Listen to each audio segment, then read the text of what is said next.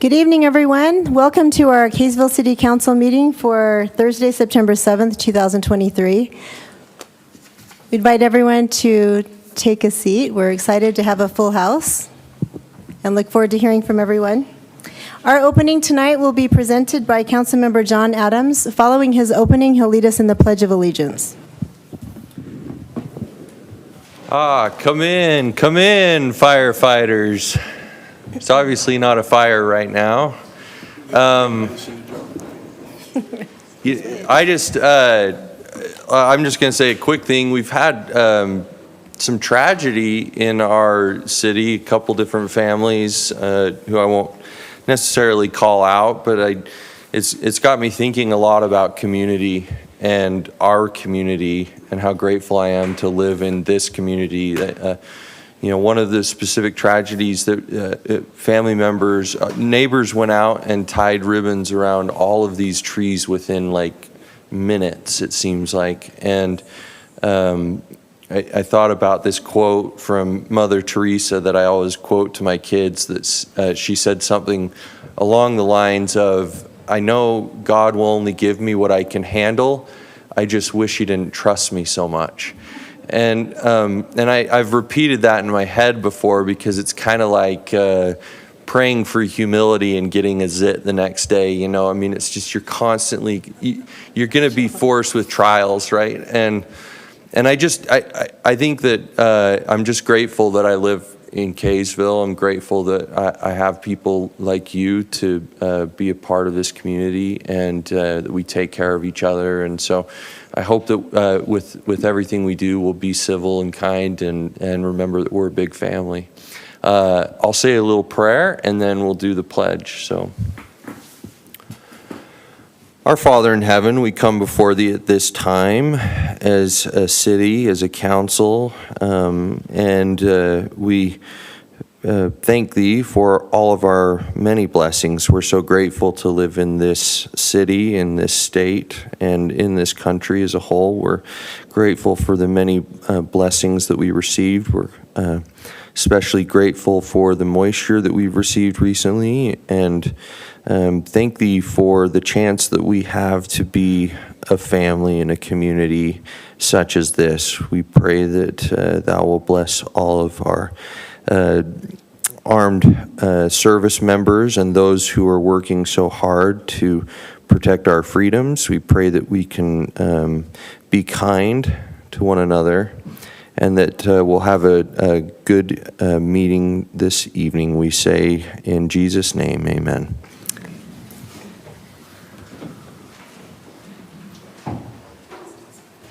I pledge allegiance to the flag of the United States of America and to the republic for which it stands, one nation, under God, indivisible, with liberty and justice for all.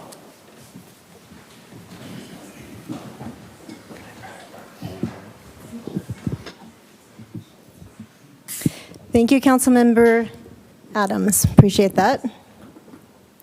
The first item on our agenda is call to the public. For those who are here for the first time, I'll explain to you how call to the public works. We had a sign up outside the front door, and we have 5 people that have signed up.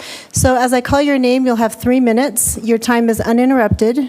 We won't respond to comments. If you have comments that you would like us to respond to, we will take note of them and we'll respond later. The first individual that signed up is Jill Dredge. Please state your name in the microphone and come on down. Thank you, Jill. Your microphone will turn off after 3 minutes, so. I timed it. Hopefully it's not that much. Can you hear me? Mm-hmm. Sounds like it's not on. I don't think it is on. Hang on. Oh, not even on yet. Okay. Tap it. Now it is. Is it? Yep. You just got to Okay. talk loud. Great. My name is Jill Dredge, and I want to thank you for visiting with us the last 2 nights. It was nice to participate in the grassroots experience that our country was built upon. We appreciated the open dialogue and the questions from Kaysville residents and from you. We all have a great love for this country and for the founding principles that our founding fathers put forth. These principles were put into place to protect the people from the government. Does it feel like we have gotten away from bottom-up government and that we are now living with top-down government? I've expressed before that after citizens groups became involved and we diligently read legislative bills, the concern has only grown. Envision Utah and the League of Cities and Towns is a great concern. The League of Cities and Towns lobbied for the 2019 law requiring strategies for high density. Their connection with Envision Utah is a concern. Why would Envision Utah put out a new list of words that they want used, multifamily instead of high density, walkable cities instead of 15-minute cities? The idea of high density as a way to change an area has been around over 10 years. What would happen if cities and towns came together and took back making decisions based on their city and what is sustainable, instead of what is mandated by state and federal government? There are cities that are interested in this idea in Utah. Envision Utah has their vision for Utah, but it doesn't take into the consideration of the people. PPPs that we are hearing so much about are being used to promote government and business coming together. More and more people are feeling disenfranchised from their country, their state, their county, and possibly their cities, as the federal government and the state government impose unsustainable goals on them. We must look at the future and seek answers to 15-minute cities and special districts. The bills that were put forth for special districts should have been considered and were alarming. The Tribune even said that the special districts were an unprecedented idea and a concern. Why are our state legislators putting forth such legislation? It is said that 2/3 of our legislators are involved in development in one way or another. Why is the state mandating things that may not be in the interest of the cities? Where is the bottom-up government and protection of the people? We know that a lot of this has to do with funding. Thank you for your time and willingness to listen to the people of Kaysville. Forbes was right. Kaysville is one of the best places to live. Thank you. Thank you very much. Laureen? Laureen Starkey, 573 South, 350 East. I want to thank you and all of you for choosing to be involved. We're learning. Just gotta talk really loud. Okay, we are learning to be good and to be involved. So thank you for being involved. Louder. Is this better? That is better. Okay. What we learned from the council members yesterday and the day before is that the Holland Group property is suited to fit and encourage affordable housing because it is not in anyone's backyard. It's not in our backyard, but for most of Kaysville, it is our front yard. How many great and spacious buildings would we like to build on the face of Utah's hometown? Farmington Chief Police Johnson has for the past 3 years seen an increase of crime due to the growth in his city at 14% per year. His note is that a hotel in a city does introduce a possible haven for organized retail crime and other safety issues.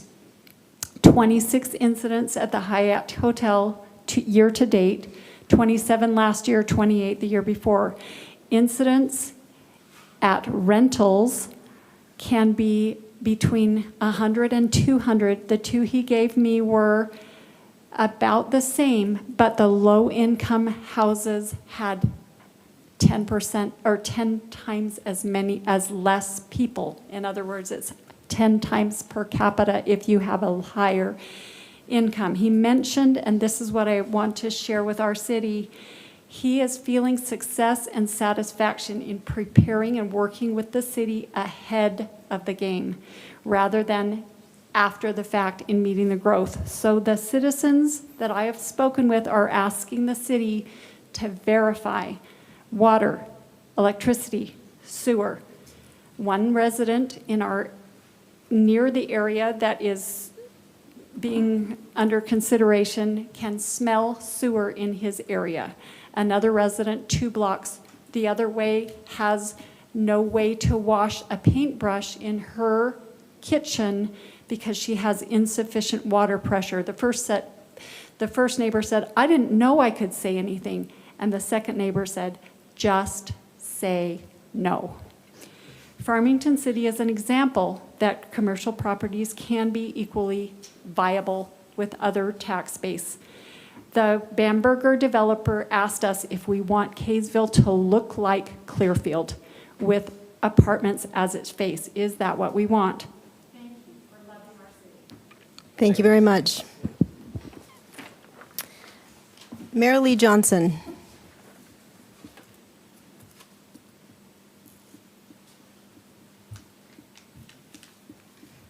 My name is Marilyn Johnson.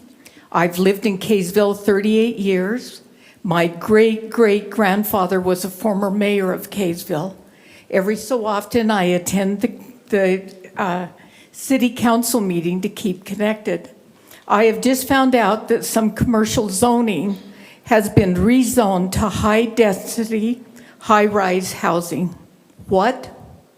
Really?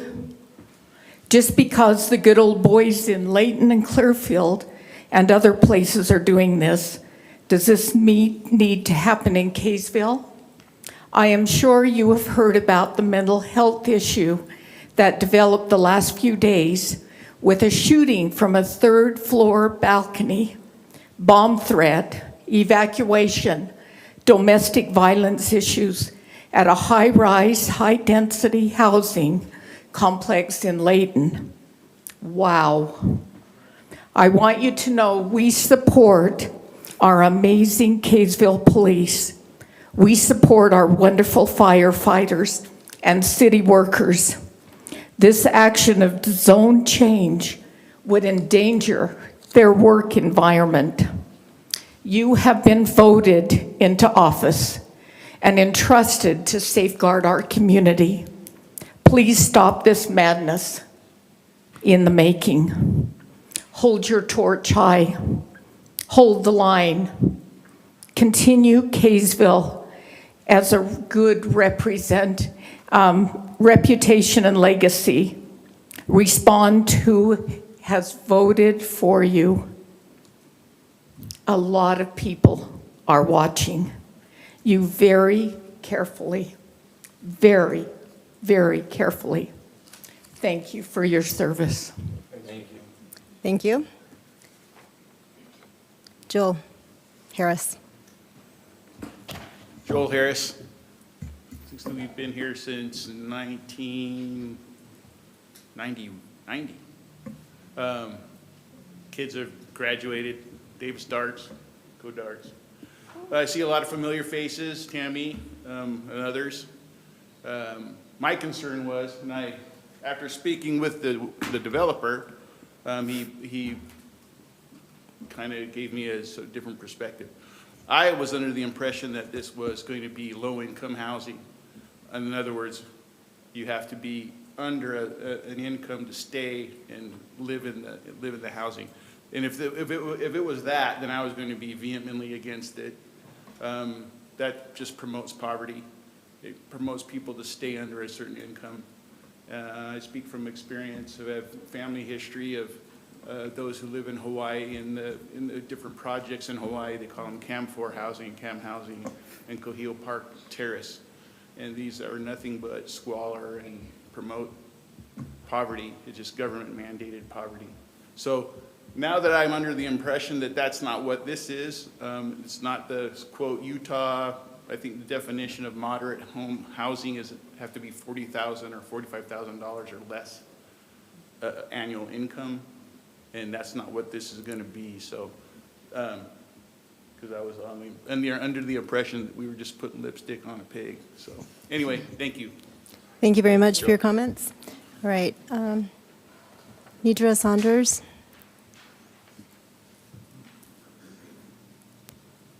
My name's Nedra Saunders, can you hear me? And I live at 578 South 300 East. I've lived here in Kaysville 40 years, and I've seen a lot of growth and change. For this development, just to be brief, traffic is my very biggest concern.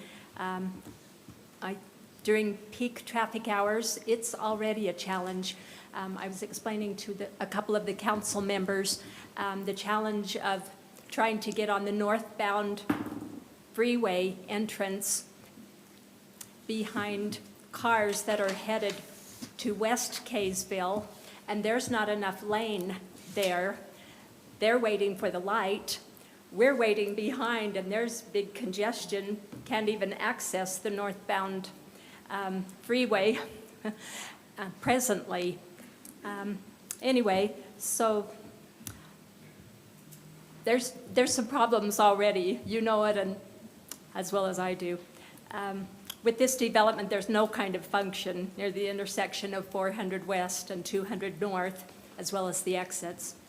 Those residents and hotel residents trying to come out or get onto southbound freeway in that little bit of space between lights, I just don't know how they would do it, honestly. So traffic is I just see it being a nightmare, honestly. I tried to be problem solve and see if there's some right-hand turn only things, but I can't. It really needs to happen along 200 North as well as 400 West, but I don't know how we could do it. Right-hand turns into neighborhoods unless there was some creative purchasing of properties. Anyway, another thing, I don't see apartments and a hotel as a good mix, honestly. I see children will live in those apartments near to a transient group with hotels. I see that as a concern, plus they're needing to get to schools and crossing busy streets or busing. I'm concerned about taller apartment buildings and less parking. That seems like the wrong direction to go. Anyway, to me, it just seems like that we really need to consider what we're trying to accomplish with a development, maybe no overlay with the mixed use. I just see plenty of concerns, particularly with the traffic and with the apartments and hotels. No amount of economic gain, I don't believe is worth it if we very negatively impact the life of every Kaysville citizen. Thank you so much. Thank you. Thank you. Okay, we appreciate those that have participated during our public comment section. We're now moving on to presentations and awards. The first presentation is a proclamation declaring September 2023 as Suicide Awareness and Prevention Month. Turning the time over to Councilmember Abby Hunt to read this proclamation. Whereas September is known as National Suicide Prevention Month, during which mental health advocates, individuals, prevention organizations, survivors, allies, and communities across the nation come together to raise awareness about suicide prevention. And whereas suicidal thoughts can affect anyone, irrespective of age, gender, race, orientation, income level, religion, or background. And whereas in 2022, suicide claimed an estimated 49,449 Americans in the United States, an increase of approximately 2.6% from 2021. And whereas for a decade, Utah's suicide rate has consistently exceeded the national rate, with an annual average of 648 Utahns losing their lives to suicide and 4,221 Utahns attempting suicide. And whereas on a daily average, 2 Utahns die as a result of suicide and 12 Utahns receive treatment for attempted suicide. And whereas suicide is the leading cause of death of youth and young adults aged 10 to 17 in Davis County and throughout Utah. And whereas each suicide profoundly affects family members, friends, loved ones, and the entire community. And whereas suicide is a preventable public health concern necessitating collective efforts from all segments of our community to increase awareness, reduce stigma, and provide education regarding warning signs and how to assist those in need. And whereas the Davis County Health Department, in collaboration with over 50 community partners, has identified suicide as a priority health matter in its Community Health Improvement Plan. And whereas suicide prevention in our community should extend beyond an annual observance and should be a call to action to revolutionize how our community discusses, perceives, and addresses suicide in our community. Now, therefore, Mayor Tamara Tran, joined by the Kaysville City Council members, do hereby proclaim September 2023 as Suicide Awareness and Prevention Month in Kaysville City. I strongly encourage all Kaysville residents to actively participate in suicide prevention by familiarizing themselves with the importance of mental health and by promoting mental well-being as we work towards reducing instances of suicides. All right, thank you, Councilmember Hunt. I'll now read a proclamation observing Constitution Month, September 2023. Whereas September 17th, 2023 marks the 236th anniversary of the drafting of the Constitution of the United States of America by the Constitutional Convention. Whereas America's constitutional form of government is exceptional and unique and changed the course of history for the entire world.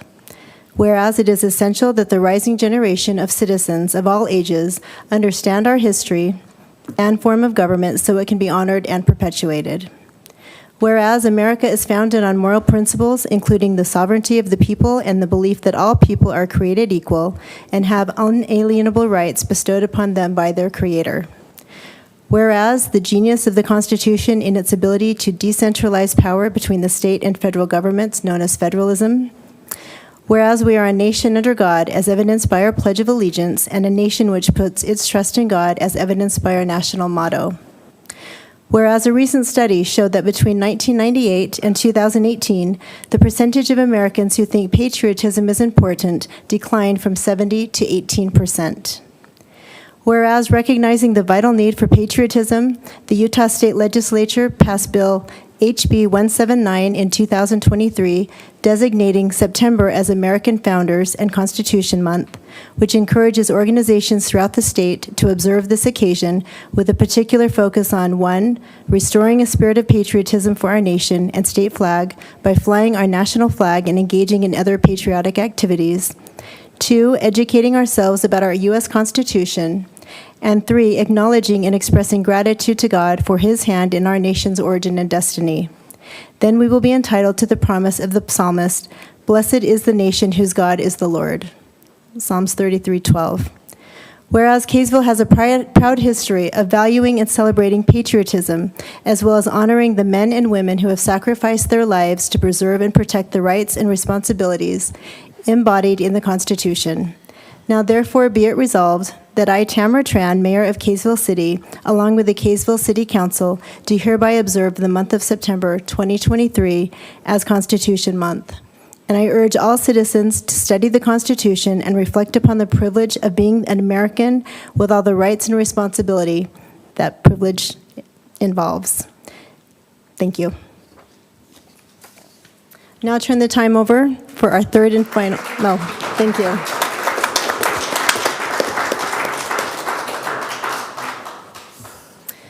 Thank you. I'll now turn the time over for our third and final proclamation of the day to our Fire Chief, Paul Erickson. Thank you, Mayor, council members, city leaders, emergency responders, residents. Thank you. Thank you for your time today. Whereas planning, preparedness, and situational awareness are critical in surviving a home fire, this is a message behind this year's fire prevention campaign. Cooking safety starts with you. Pay attention to fire prevention.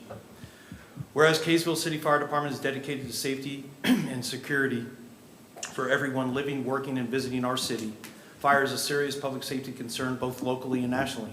Since 1922, the National Fire Protection Association has sponsored the public observance of Fire Prevention Week. In 1925, President Coolidge proclaimed Fire Prevention Week a national observance, making it the longest running public safety observance in our country. Fire Prevention Week is observed every year during the week of October 9th in commemoration of the Great Chicago Fire, which began October 8th, 1871. It caused devastating damage. This horrific configuration killed more than 250 people, left 100,000 homeless, destroyed more than 17,000 structures, and burned more than 2,000 acres. During the Fire Prevention Week, children, adults, teachers learn how to be safe in case of fire. Firefighters provide life-saving public education in an effort to drastically decrease casualties caused by this fire. Kaysville's first responders are dedicated to reducing the occurrence of home fires and home injuries through fire prevention and protection education. Kaysville personnel are responsive to public education measures and are able to take actions to increase their safety from fire, especially in their homes. Whereas this year's Fire Prevention Week campaign includes the following recommendations: pay attention to fire prevention, and safer cooking. Therefore, be it resolved, and you probably should have read this because I'm not the mayor. Here, you want to read that last one? Okay. You're just a little too tall, Yeah, that's all. that's the only. Otherwise, we're twins. Okay. Therefore, be it resolved that I, Tamara Tran, Kaysville City Mayor, along with the Kaysville City Council members, do hereby proclaim October 8th through 14th, 2023 as Fire Prevention Week throughout Kaysville City, Utah. I encourage all the people in Kaysville to be aware of their surroundings, look for available ways out in the event of a fire or other emergencies, respond when the smoke alarm sounds by exiting the building immediately. Thank you so much, Chief. Thank you very much, ma'am. Appreciate it.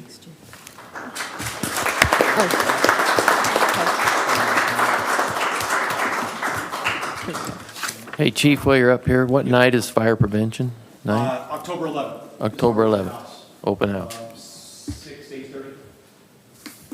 So please come out. We're going to have an auto extrication. Matter of fact, the crews that are on today will be on that day. And then other activities for kids and stuff. So that'll be pretty good. Oh. Sorry, there you go. You guys want to turn around and look at these firefighters. I mean, they're pretty awesome. There's a couple of them have started. Thank you.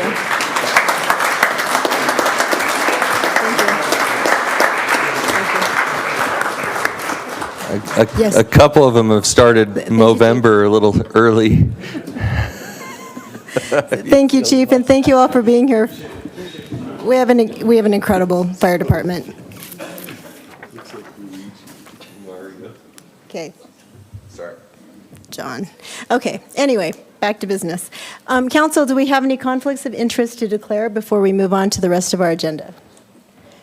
No? Okay, seeing none, we'll move on to our next item, which is number 5, consent items. I'm looking for a motion on the consent agenda. I'll make a motion to approve consent items A through D. Okay, we have a motion. Do we have a second? Yeah, I'll second. Okay, comments, council? Is any of them here? Who? The people who are listed? I don't believe so. They were told that they did not Okay, need I to just, if be they here were in here, I person. wanted them. To recognize them? Recognize. Okay. Thanks, Councilmember Blackham. All right, we have a motion and a second. Do we have any comments? No, seeing none, I'll call for a vote. Councilmember Blackham. Aye. Aye. Aye. Aye. Aye. Okay, consent agenda is moved and passed. Thank you very much. Now we're moving on to number 6, action items. We'll start with letter A, a resolution indicating the intent of the Kaysville City Council to maintain their current boundary with Farmington City. Turn the time over to Nick, Mayor, our members city of the- attorney. Thank you. It's good to be with you tonight. As we discussed at the last meeting as part of our work session, we had entertained the idea that we would explore potentially adjusting the boundary line with Farmington City. After we ran kind of a more formal cost-benefit analysis, we found that that was probably not in the city's best long-term interest. This resolution tonight is just kind of putting the finishing touches on that and indicating formally that we're going to just keep the boundary as it is. I'm happy to answer any questions. Okay, thank you so much for that explanation. By way of explanation, I guess a little bit further for those that are here, we had a property that is on the border of Farmington and Kaysville. There was a consideration to maybe annex some of that into Farmington due to the costs that were associated. The council directed the staff to maybe create some cost estimates for us. We wanted to know how much it would cost to maintain that property versus potential revenue that we would achieve by keeping the property within Kaysville city boundaries. It was reviewed, and the information came back that it was favorable for Kaysville to keep the property within our boundaries, so that's why that action is taken. Council, do you have any comments? No? Okay. Well, I have a Councilmember comment. Jackson, sure. I'm just happy to see us holding on to this property just because we have such limited property in the city. And I think it allows us an opportunity to get creative and talk to the residents in the area to find the best development.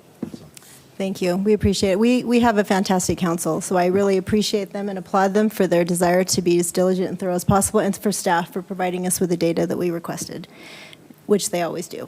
Okay, all right. I'm looking for a motion then on this. I'll make a motion. Okay. I'll make a motion that we approve action item A, a resolution indicating the intent of Kaysville City Council to maintain their current boundary with Farmington City. All right, thank you. We have a motion. Do we have a second? I'll second. Okay, thank you, Councilmember Blackham. Comments? No, seeing none, I'll call for, Councilmember Oaks, did you have a comment? Okay. Okay, seeing none, I'll call for a vote. Councilmember Adams. Aye. Aye. Aye. Aye. Aye. Okay, motion carries. Thank you. Moving on to 6B, consideration of a development agreement and request to rezone 6.26 acres of property located at 521 West, 350 North from general commercial to include a mixed-use zoning district overlay for Phil Holland and Group Ventures, H Group Ventures. Turn the time over to Melinda to present. And just by way of notification, we had no one signed up to speak to 6A, so. We do have people signed up. Yeah, that was a previous one. We do have people signed up to speak on this one, and you'll have your chance as soon as Melinda presents.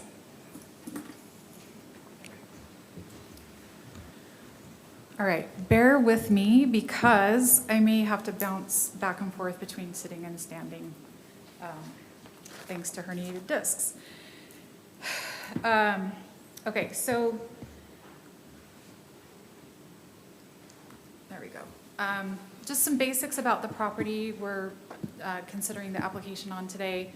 It's located at 521 West, 350 North. It's 6.26 acres. It's currently undeveloped. Current zoning is general commercial, and the requested zoning is to add a mixed-use overlay into that general commercial zone. So the density entitlement in planning and zoning language is usually zones have a set density limit. Our mixed-use zone does not have one prescribed. This particular project is coming to the council from the Planning Commission with a proposal of 160 units. This is just a visual of the location of the property. You can see it backs up to I-15. The business park is just south of the IHC property, and then right next door to our new Taco Bell and north of Les Schwab.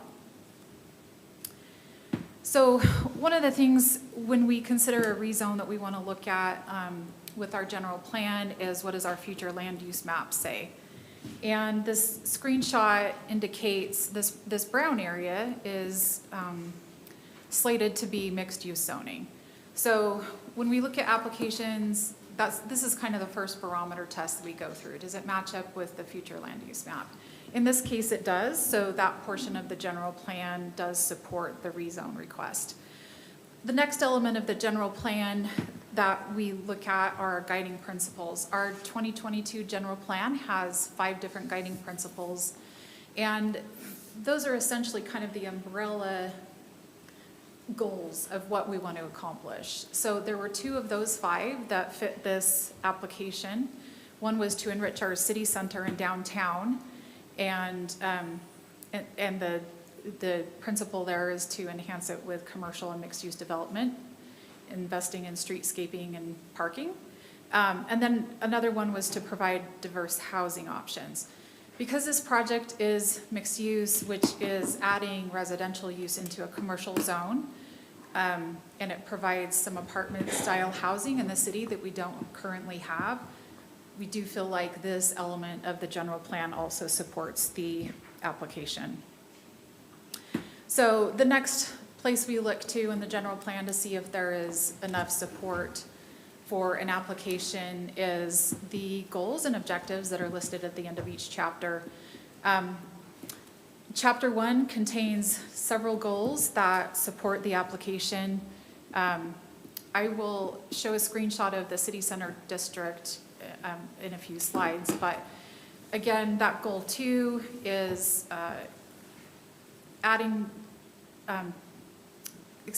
making the city center distinct and identifiable from adjacent neighborhoods and surrounding cities. The city center concept, again, has a lot of that mixed use. So this project fits within that. Goal 8 is, states we want to provide a broad range of housing options and price points. Again, we don't have any developments in the city that fit into this type of a resident model, and so the proposed apartment complex does fit into that.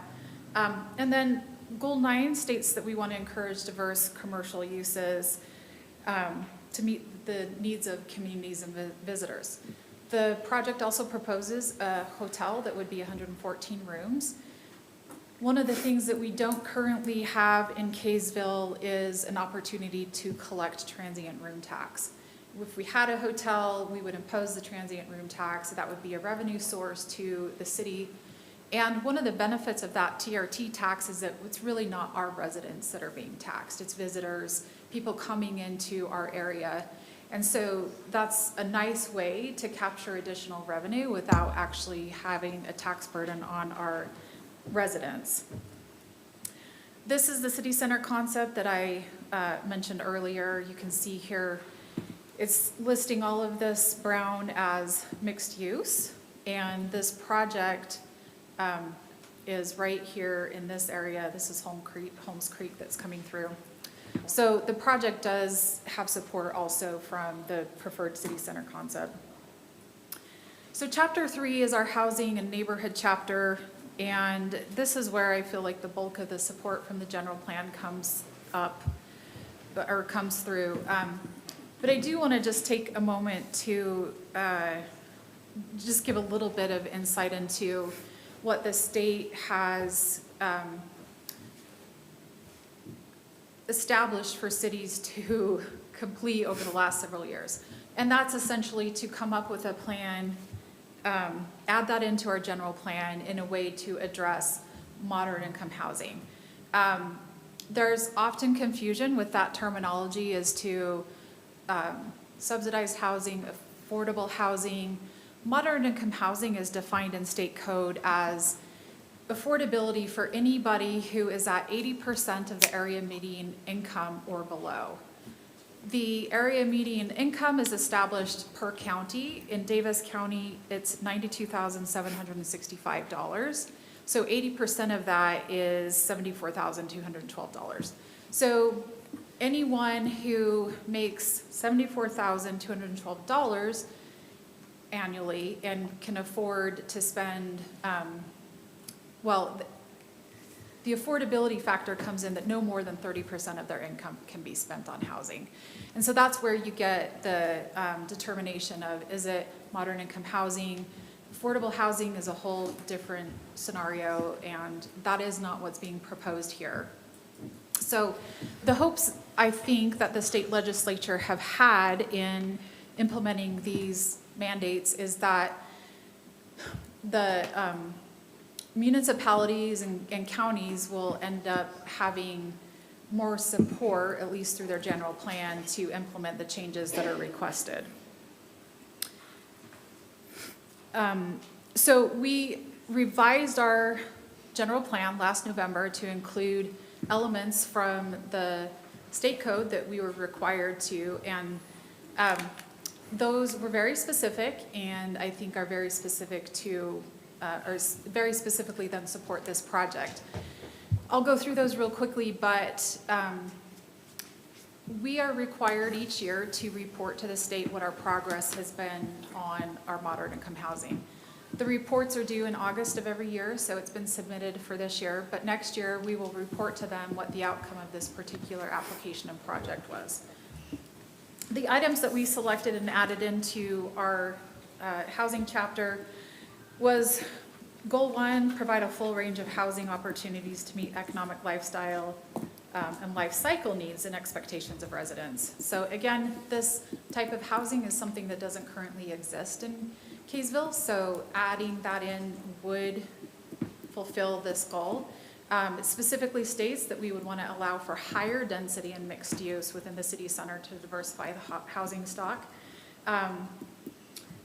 The items that we selected from state code in particular that are germane to this is Objective 1.3, to rezone for densities necessary to facilitate the production of moderate income housing. So higher density doesn't always mean more affordability, but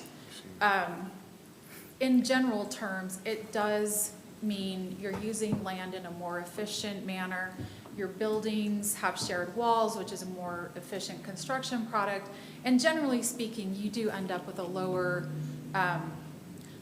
not a cheaply made product, but a product that is lower in cost, and therefore it is more affordable. The other objective that we selected from state code that's germane to this is to rezone for higher density in our commercial areas and mixed-use zones in our commercial corridors. And so this definitely is in the middle of one of our main commercial areas in the city, so it fits that goal as well. Our Chapter 5 had several elements that supported this as well, just generally speaking to bringing more diverse businesses to our city center area, utilizing tools and incentives that are available. This particular project doesn't have any incentives associated with it. And then, of course, again, allowing for mixed-use development in areas that are identified and generate more rooftops to prevent the sales tax leakage that we have. Sales tax leakage, for anyone watching that may not know, is you do an economic study to determine how much of our residents are going to other communities to spend their dollars. And that sales tax then is captured by Farmington, by Layton, not by Kaysville. So the more rooftops you have, generally speaking, the more able you are to attract retail services, commercial services that really need a population to support those. So I want to just go over some of the project-specific details as recommended from the Planning Commission. The hotel is just under 58,000 square feet. It's 4 stories, again, 114 rooms. There's a 3-story office building that's proposed. That's 15,000 square feet. There's 3,000 square feet of retail area that's proposed, and then 2 apartment buildings, 67,600 square feet each, 4 stories, an 80-unit mix for each, so a total of 160 units, 8 studio, 48 one-bedroom, and 24 two-bedroom.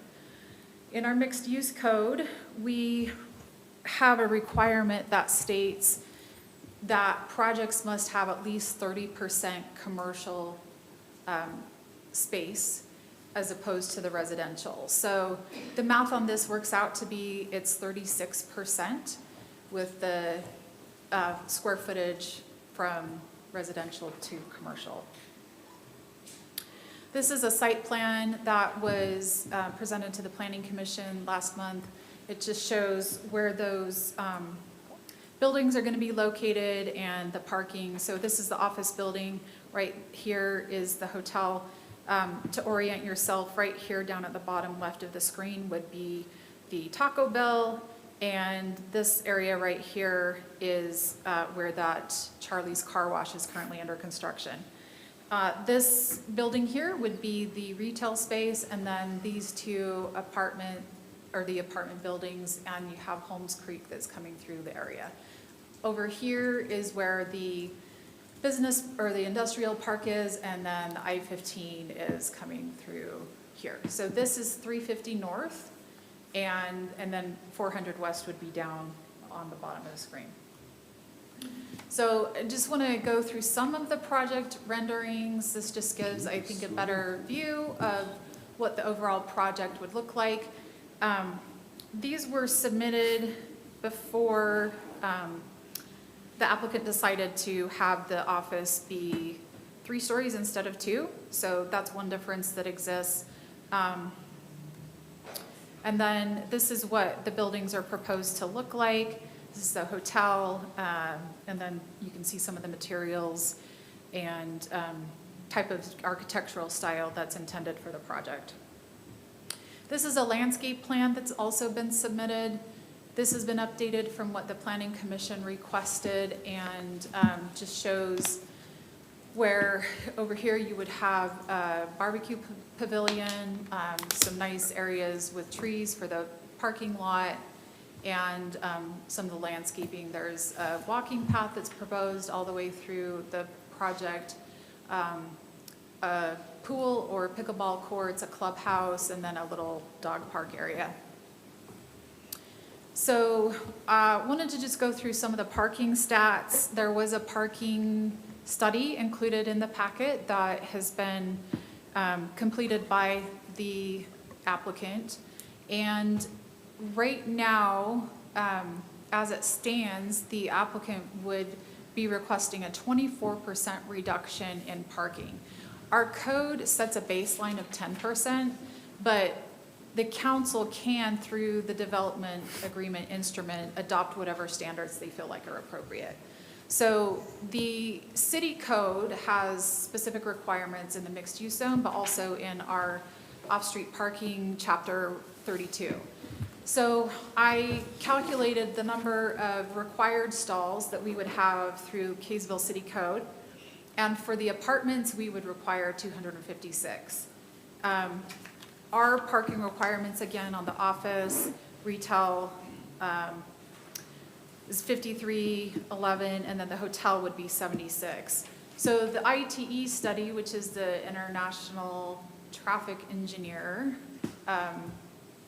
Group, they are recommending for the residents that there's 210 and then 129 for the commercial. So their numbers are 339, ours are 396. So I took that 10% right off the top of what we allow for a parking reduction. That was also another strategy that we selected in our moderate income housing plan, was to allow for parking reduction in projects such as this. So if we take the 396, take 10% off the top, that leaves, our code would require 356 stalls. With the 160 units, the applicant is providing 302 stalls. So that's a reduction of 94 and a deficiency of 54 stalls from our requirements. Again, the applicant has submitted that study. His engineer is here this evening if the council has questions about that parking analysis.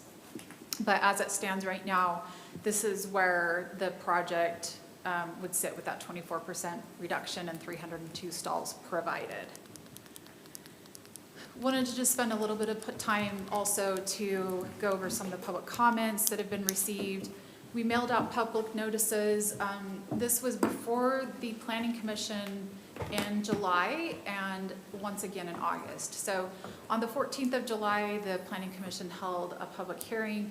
We had 2 comments that were received during that public hearing, citing concerns about utilities, rental rates, parking, traffic, desirability of the project within Kaysville City. I do want to speak towards that concern about utility capacity. But before we bring any project forward to the Planning Commission and City Council, we do a review of our utility capacity to see whether or not there's enough service or capacity to provide the proposed development. So this has been through a review with our power department. It's been through a review with Public Works, which looked at water. They looked at the storm drain. We've also had the sewer district look at this as well. So we have received since that time a few additional emails that were varied with support for the project and some that were in opposition. When the item was back in front of the Planning Commission on August 10th, they did vote unanimously to recommend approval of the rezone as I have presented that to you this evening. I did want to take a minute to just go over the development agreement and how that works. So the development agreement would be a legislative action that the City Council would undertake. And this agreement would then augment and in some instances replace what our zoning code requires. But how we have these agreements work is this sets the standards that the applicant has to meet for the project to be constructed. So when a project then comes in after approval, we would look to make sure that each of these elements outlined in the development agreement are satisfied. And if they're not, we would kick it back to the applicant, tell them where the deficiencies are, and then have them resubmit when all of those criteria were met. We record the development agreements against the properties, and they would run with the land. So if this property changed owners, this would still be in place, and whoever owned it would still be encumbered by the requirements of this agreement. Let me go to my little scroll.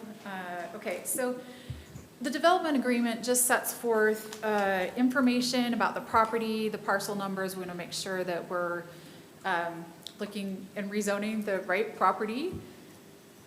It goes through the details I just explained about the commercial space, the residential space. We do have a section in here that says substantial conformance has to be met. If there was a reduction in residential units, generally speaking, that's not something that is too concerning to elected officials. And so in that instance, we would say, all right, if you go from final design from 160 units down to 154, that's not something we would bring back to the council for a development agreement amendment. But if they wanted to increase, that would have to be approved through the action of the city council. So we really do hold developers to the terms that are outlined in this agreement. And then I set in here a standard as well that if the project were to somehow fall below that 30% commercial space requirement, that we would bring that back to the council. So in an early stage of a project like this, you don't have final schematics, you don't have a final mix of, you know, what your units are going to be. There can be some variation. And so we want to allow the flexibility for that to take place, but also set standards that says, hey, the council set this expectation, we want to make sure we meet that, and then if anything were to change that would be substantial, we would bring that to the council for a development agreement amendment. This section 2 is where those development standards and guidelines are set, and it would be in here that some of those areas may supersede what the mixed-use zone has. We outline that again, there has to be compliance with the plans that are approved. We would also say, look, here's the architecture style that's been submitted and approved. If all of a sudden it came back and was a completely different style of architecture, we would bring that back to the city council. There's also a building materials board that's been submitted.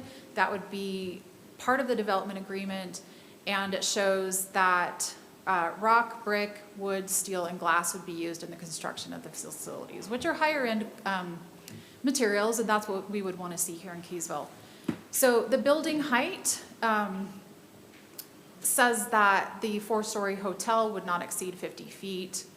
Our code does allow, though, for some architectural details, mechanical, HVAC, that type of a thing, or a parapet wall could extend past that 50 feet, but I believe the applicant has stated that the project shouldn't be more than like 47 feet. And so with those architectural details, I wouldn't really anticipate it to be more than 50 feet, but we do have a little bit of play in there if that is something that needed to happen.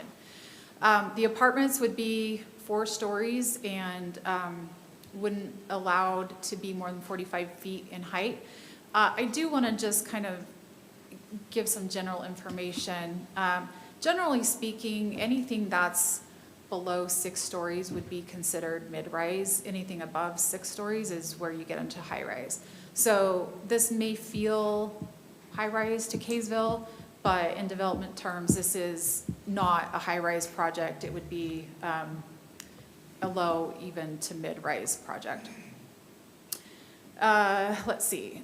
The amenities plan, we want to make sure that we would have those amenities for the residents that would live in the apartments as indicated: a dog park, pickleball, the clubhouse. There's a walking path around the property, which is great because we want to be able to have residents have access to the commercial areas, but not necessarily have to walk through the middle of a parking lot. This is an area that just denotes the parking as presented, the parking reduction. We state here that any parcels that would transfer ownership would then have to have a parking agreement recorded against the properties so that we make sure we still have the amount of parking that has been required through the agreement. The Planning Commission wanted to see a lighting plan submitted, so we would require the applicant to submit that. They also wanted to note some requirements or allowances for signage, which is essentially what our code allows. Access, we would want to see cross-access agreements presented between the properties if they, again, weren't going to be owned solely by the developer. Also, there is kind of a driveway between the car wash and Taco Bell. We would want to see if that's going to be an access point for the project in addition to 350 North, we would want to see an access agreement between those two property owners. So density, again, is something that, you know, in this instance, the density ratio is at 160 units, it's 25.4 units to the acre. That would be medium density in most development terms. Higher density would be when you start getting into the 30, 40, even 80 units per acre. For comparison, our RM zone allows 16 units to an acre.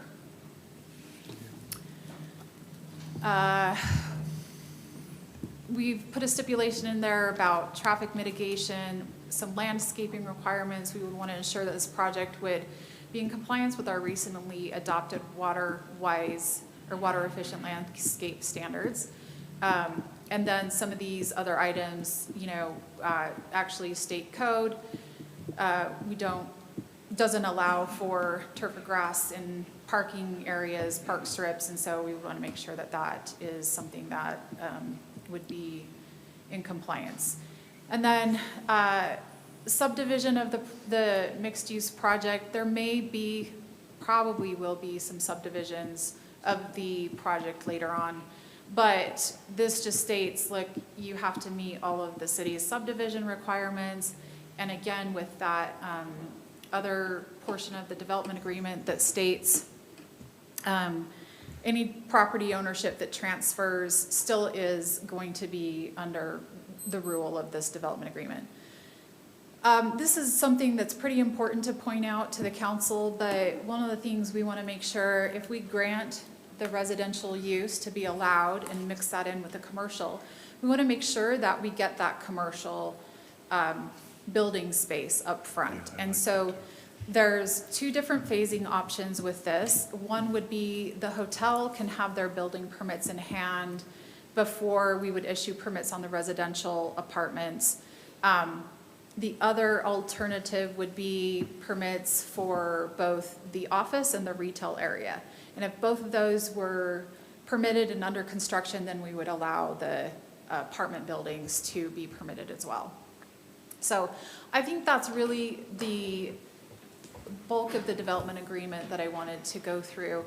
I did want to just include the findings that the Planning Commission used to issue the recommendation of approval. I won't take the time to go through all of those, but the project is recommended for approval as presented. And let me go back to that. Oh geez, I didn't even start this when I connected. So you can start over? Yeah.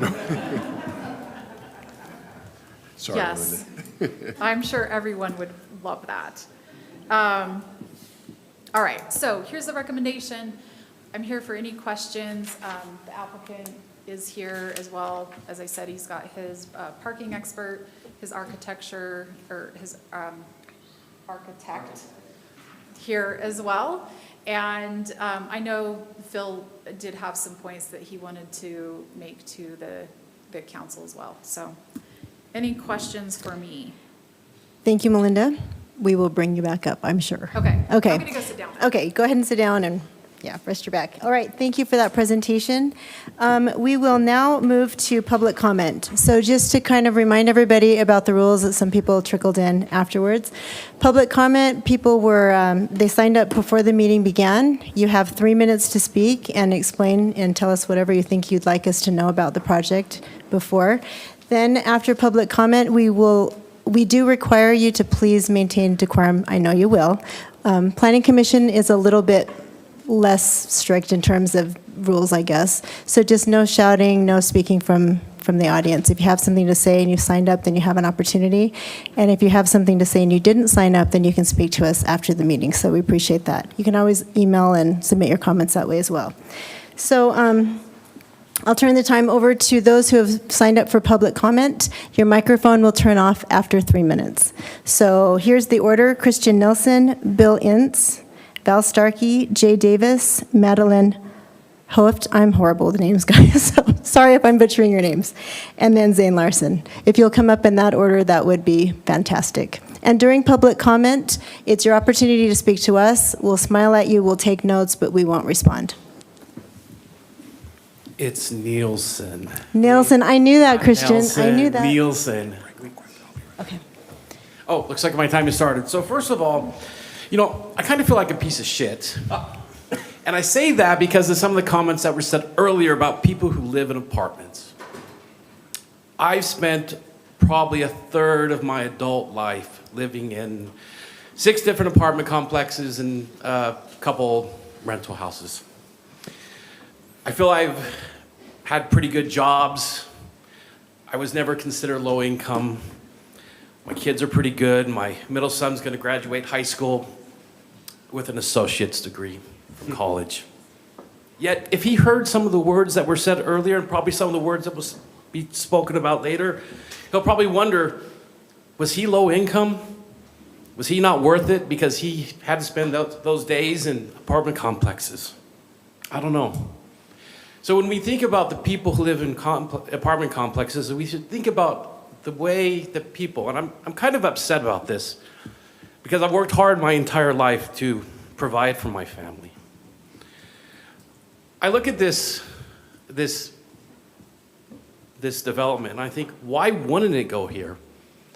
I don't see a lot of neighbors living on this street. I think I've driven by it many times, and heck, I would probably want to live next to Taco Bell sometimes, walk there 24/7.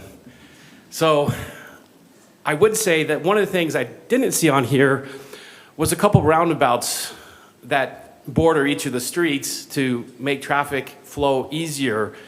Because I agree, Second North is kind of a pain in the ass to drive down, especially during rush hour traffic and during high school when it starts and when it ends. So I think there's some traffic issues there that need to be looked at, and I love roundabouts. I'm so glad you're doing one there. I'm waiting for the day that we get one on Western and Sunset Drive, and maybe it will happen one day. So I'm in 100% support. I'm probably going to be the only one here, maybe not, that's in support of this. But man, this is a great place to put it. It puts units in our city. It allows us to probably hopefully keep rents down. I do own a couple rental properties now. As I've gotten older, I've been able to have those. I've tried to keep those prices below market for the people who live there. One of the persons who lives in my unit, I mean, he's got the deal of the century, in my opinion, for what rents go for in Kaysville. So I think this is great. So overall, I hope that the city looks at it. I think there's been a lot of due diligence that's been done. It's literally right off the freeway. I mean, you didn't put this in the middle of some major, dense single-family home. So I think this is the perfect place. I don't see a problem with it. Hope you pass it. That's all. Thank you. Thank you. Thank you very much.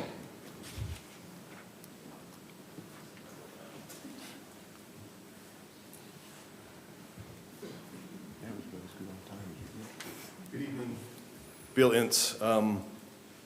My largest concern with the project is actually addressed by Christian a minute ago, and that is the traffic that it's going to bring to the area. I live just south and east of where we're talking about this project being. I happen to go to the doctor right across the street, and well, almost right across the street. So I am somewhat familiar with the area.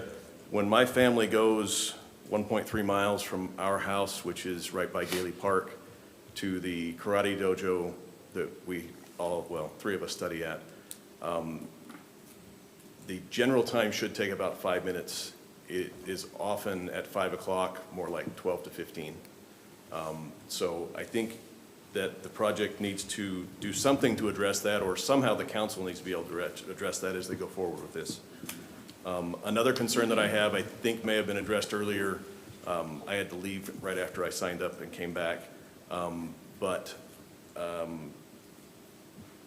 Families that live in the apartment complex that we're talking about having put here, how are their children going to get to school? They're walking along 200 North, they're walking along Main Street. We have some real speed problems along those roads at times already, as evidenced by an accident that I believe happened 2 days ago where a motorcyclist was hit by a truck. I don't see in what I've been able to find on the plan, I don't see anything that helps to take care of that issue. Obviously, that's not exactly the city's issue, that is a parental issue, but it is something that's brought up by the location and where they're going to have to go to. Another concern that I do have is it seems to me that most of the medium-density housing that has been built in the city thus far resides east of I-15. And I recognize that as a council, you don't decide who's going to come to you with projects and where those projects are going to be. You have to approve or deny based on the general plan. But I believe our general plan talks about trying to disperse that throughout the city rather than having it all in a certain area. And at the moment, it seems like it all runs right along, basically from where they're talking about putting this project over into Old Town Kaysville and then up Main Street, with a few things outside of that. But really centralized in that area as opposed to dispersed throughout the town. And that pretty well covers my thing, and I'm done early. Thank you. Thank you.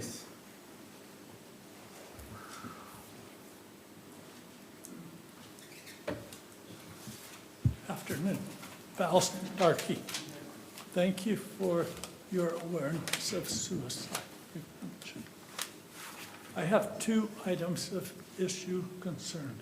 When I looked at the project, I was not well pleased. I talked to my neighbor, Jim Cottrell. He explained the land is vacant, used to be a dump, and there's not going to be agriculture. I changed. Audience, that's okay, I'll direct him, but thank you. Can you speak into the mic and bring it closer? My issue isn't whether the project should be built. It's simply a question of size and parking and vehicles, mostly, okay? I struggle with 4 stories. Kaysville doesn't have 4. But talking about parking, I was troubled with parking before we went from 132 to 160. And when you look at the parking on the sketches, I think we still have a problem. There's going to be a lot of street parking, which gets me to my next and primary point, okay? And that is accidents. I went to the police department. They gave me 3 packets of Excel files at 300, at 400, and 500. I decided that 300 and 500 got a little complex because they were all in the middle. So I took only data at 400 and 200, okay? The summary of it is we had 60 accidents at 400 over 10 and a half years, 5.7 accidents per year. My conclusion after looking at a picture of density of accidents in the city, and it's made basically on 200 and a little bit down Main, and I didn't have time to look it up across the board at other major intersections because I guess from previous experience, I expect some down at the high school. I don't have that picture, but it looks like 400 may be in the top 3. I think it might be number 1. 300 looks like it's in the top 3, and I'm not sure what the other follow-on is. So when I look at additional 200, 250, or 300 cars in that area, the bigger we get, the more risk we have for accidents. My final point comes from a friend in my neighborhood. Dennis Brown is home. He's broken his ankle. He's struggling with recuperation and infection. But he sent me a paragraph today, and I will quote it. I was involved in an accident on 200 North and 400 West in 2009, outside my search. A female University of Utah tried to cross all 4 lanes of 200 North going eastbound. She did not make it. She hit me in our Dodge Caravan. Her car was a Suzuki. Both cars were totaled. This is a bad intersection for traffic on good days, okay? I think most of us know that. Having additional traffic from a larger property complex, just asking for it.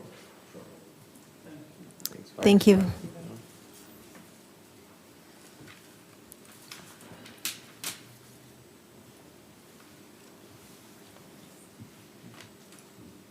name's Jay Davis. I live on 169 Larkin Lane, next to Gailey Park. I have a few issues with what's been presented. One, I don't think there's adequate parking. In my profession, we build a lot of big buildings all over the state of Utah. It's inadequate.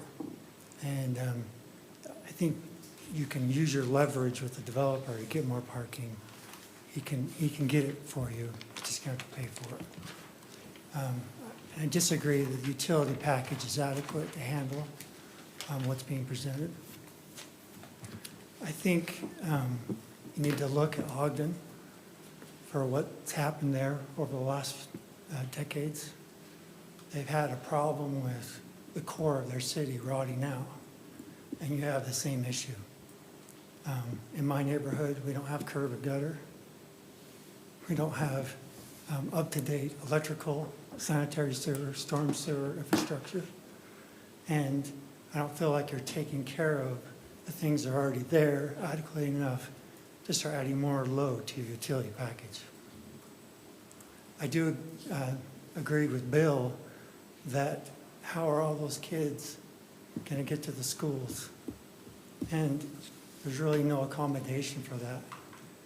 The other issue I have is 200 North is already a mess, and you're just going to exacerbate an already poor designed situation. And you have the power to make it better. You just have to have the courage to do so. Thank you. Thank you. Thank you.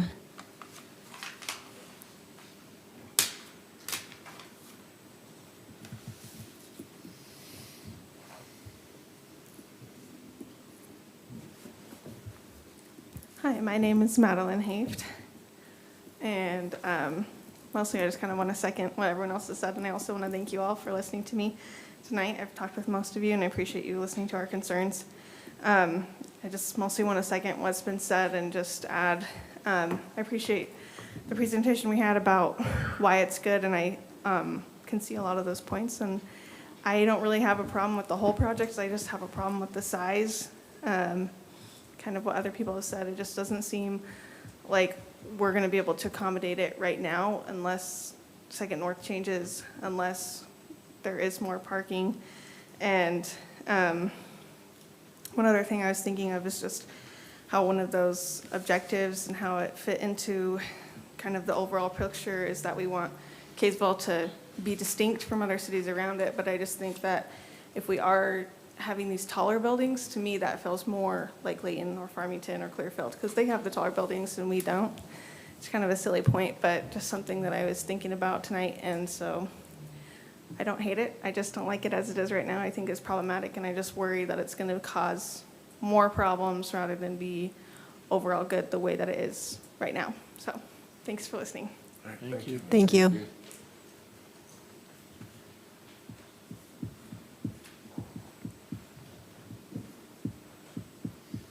Hi, my name is Zane Larson. Can I request the slides be changed back to the design of the footprint of the buildings? Is that possible?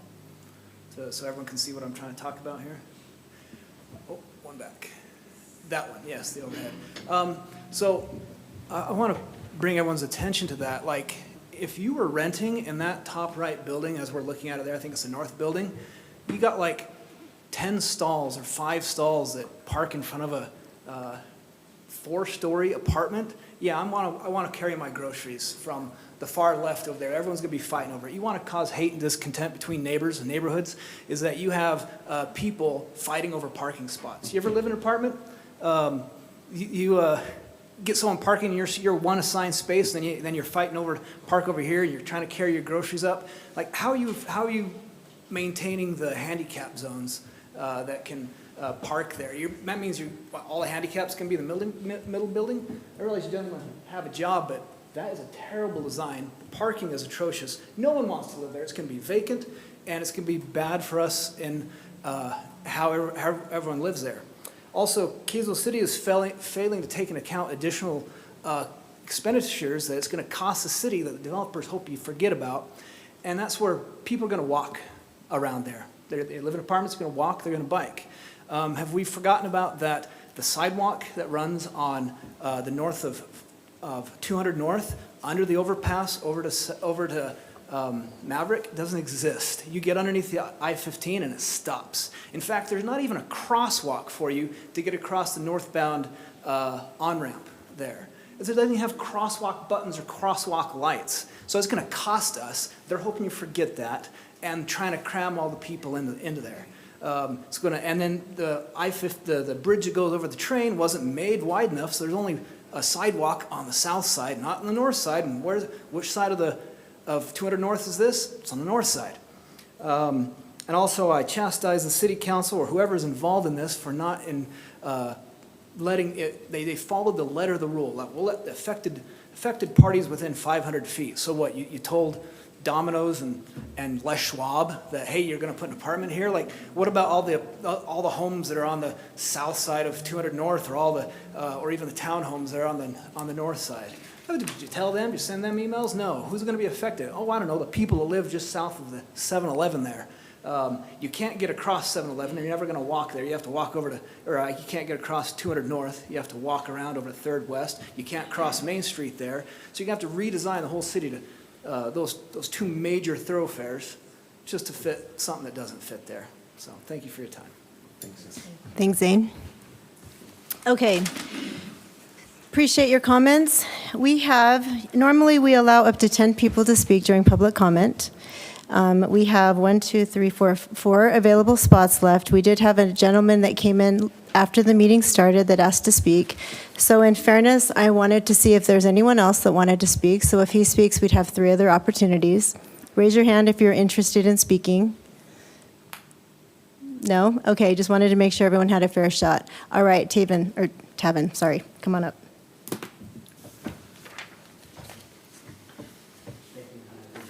The flexibility there. My name's Tavin Parker. I echo a lot of the concerns I think that have already been brought up. Now, as somebody that just recently was able to move back to Utah and went through that adventure of acquiring housing, I can fully appreciate the need for more housing and more affordable housing. I'm not opposed to the development in principle, but I am, however, perplexed by the Planning Commission's recommendation to increase the size and reduce parking. That seemed backwards, in my opinion, first of all, but I think most importantly to me is the traffic that it's going to cause. You want to talk about sales tax leakage to other states. I think I can speak for a lot of people out in West Kaysville. You're going to lose a lot of that, food and shopping revenue by people just taking back roads to Layton, because it's already a disaster. I think this is just going to exacerbate that problem, and so I'm concerned about that. I didn't see mentioned anywhere in any of this that the traffic study that was performed failed miserably. So what's being done to alleviate that? So I just am really encouraging you to please be forward thinkers, problem solvers now before it's too late, and not just be rubber stampers. Thanks. All right, thank you. Okay, appreciate your comments. I'm excited to turn the time over shortly to council because we have spent a lot of time studying this, and I believe that most of your questions, if all of your questions, will probably be addressed and answered through their comments. Before I kick this off to the council, I just wanted to kind of briefly explain for those that might be listening and those who are in the audience the role of Planning Commission versus City Council. It's been commented, there were 2 meetings Tuesday night and then Wednesday night, where we were invited to speak to the community members that were interested in this project, and so appreciate that. We were able to talk to you, and some of the comments were, why would Planning Commission approve or recommend approval of a project like that, and why would they recommend increasing density? And I just wanted to explain the role of Planning Commission. Planning Commission takes the guiding document, which is the city, what is it called? General plan, sorry, which is the general plan, which the city spent almost 2 years working on. Now, the city, meaning not just city council, but it was a community effort. We had a lot of input. We had over 1,000 people that were randomly selected and filled out a questionnaire online. We had a lot of open houses. We had a lot of meetings. So we wanted as much input as possible. So Planning Commission takes that guiding document, as well as the direction that they get from national planning associations, state planning professionals. We have several professional planners that are retired on our Planning Commission. So they take that information and they make a recommendation. And it's a recommendation only. Their decision and their recommendation is independent of council. So it is not our role as legislative body to call them or really give them any input. That is not the purpose, and then that is not the role. They're not elected, they're appointed. And so they are truly a third-party recommending body that takes the information that they have in front of them based upon the other information available, as well as the state mandate, the state laws, and they make a recommendation. So just wanted to kind of clear that up. City Council is completely a separate body. We're a legislative body. Our role is to legislate. We look at the policies that are in place and the ordinances, and then we make decisions based upon that information. We do have an ordinance that's called a mixed-use ordinance, and there are very specific guidelines within that ordinance. As Melinda mentioned, the development agreement can create additional requirements or additional recommendations or allowances to go beyond that ordinance if the council deems that to be necessary. So the council, a legislative body, Planning Commission, a recommending body, and that is the difference there. Also wanted to just I'll give the council actually an opportunity to talk about traffic because they've spent a lot of time investigating that, and I don't want to steal their thunder, so I'll let them talk about that. Let's see, Okay, so someone made a comment just about other projects throughout the city, how it seems like it's concentrated in this area. When I was on Planning Commission, had the opportunity to work on the general plan. And I was excited about it because we wanted to have this roadmap for Kaysville, and we wanted it to be based upon what information, what people in Kaysville wanted to see happen. Now, truly, multifamily wasn't the top priority for Kaysville, but there is a need for it, and it is included in our general plan because people realize that there is a need for diverse housing. Lately, over the last couple of years, we had people in East Kaysville say, hey, it seems like we have a high concentration of more affordable housing, not necessarily attainable, but more affordable housing over in our area, maybe disperse that throughout the city. So we have done that. We told them that we would look at projects as they come to us. As you know, as city council members, we don't necessarily go out and talk to developers and say, come bring a project to our city. We do it with economic development, and we do it with businesses more.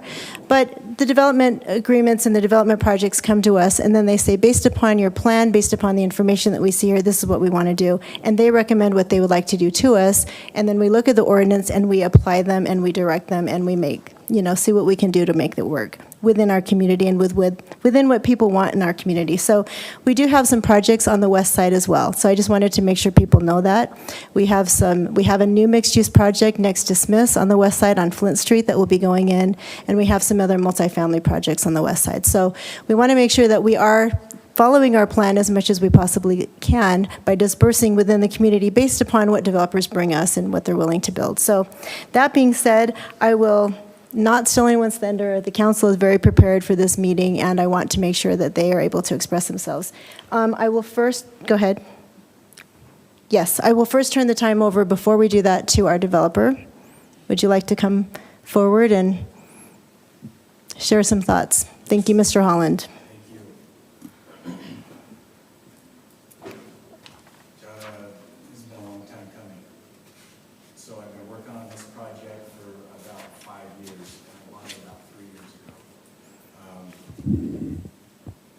I wanted to focus what I'm going to say on, high-level stuff, but stuff that I think is important. The average state of Utah is a great state. We lead in household size at 2.99. We leave the entire country. Davis County, interestingly enough, is more than that. It's 3.2 persons per household. Kaysville is 3.6. Interestingly enough, there is 737 seniors at Davis High. This is impactful. And granted, all 737 aren't going to go rent an apartment right after graduation. But over the course of a decade, they will be seeking housing.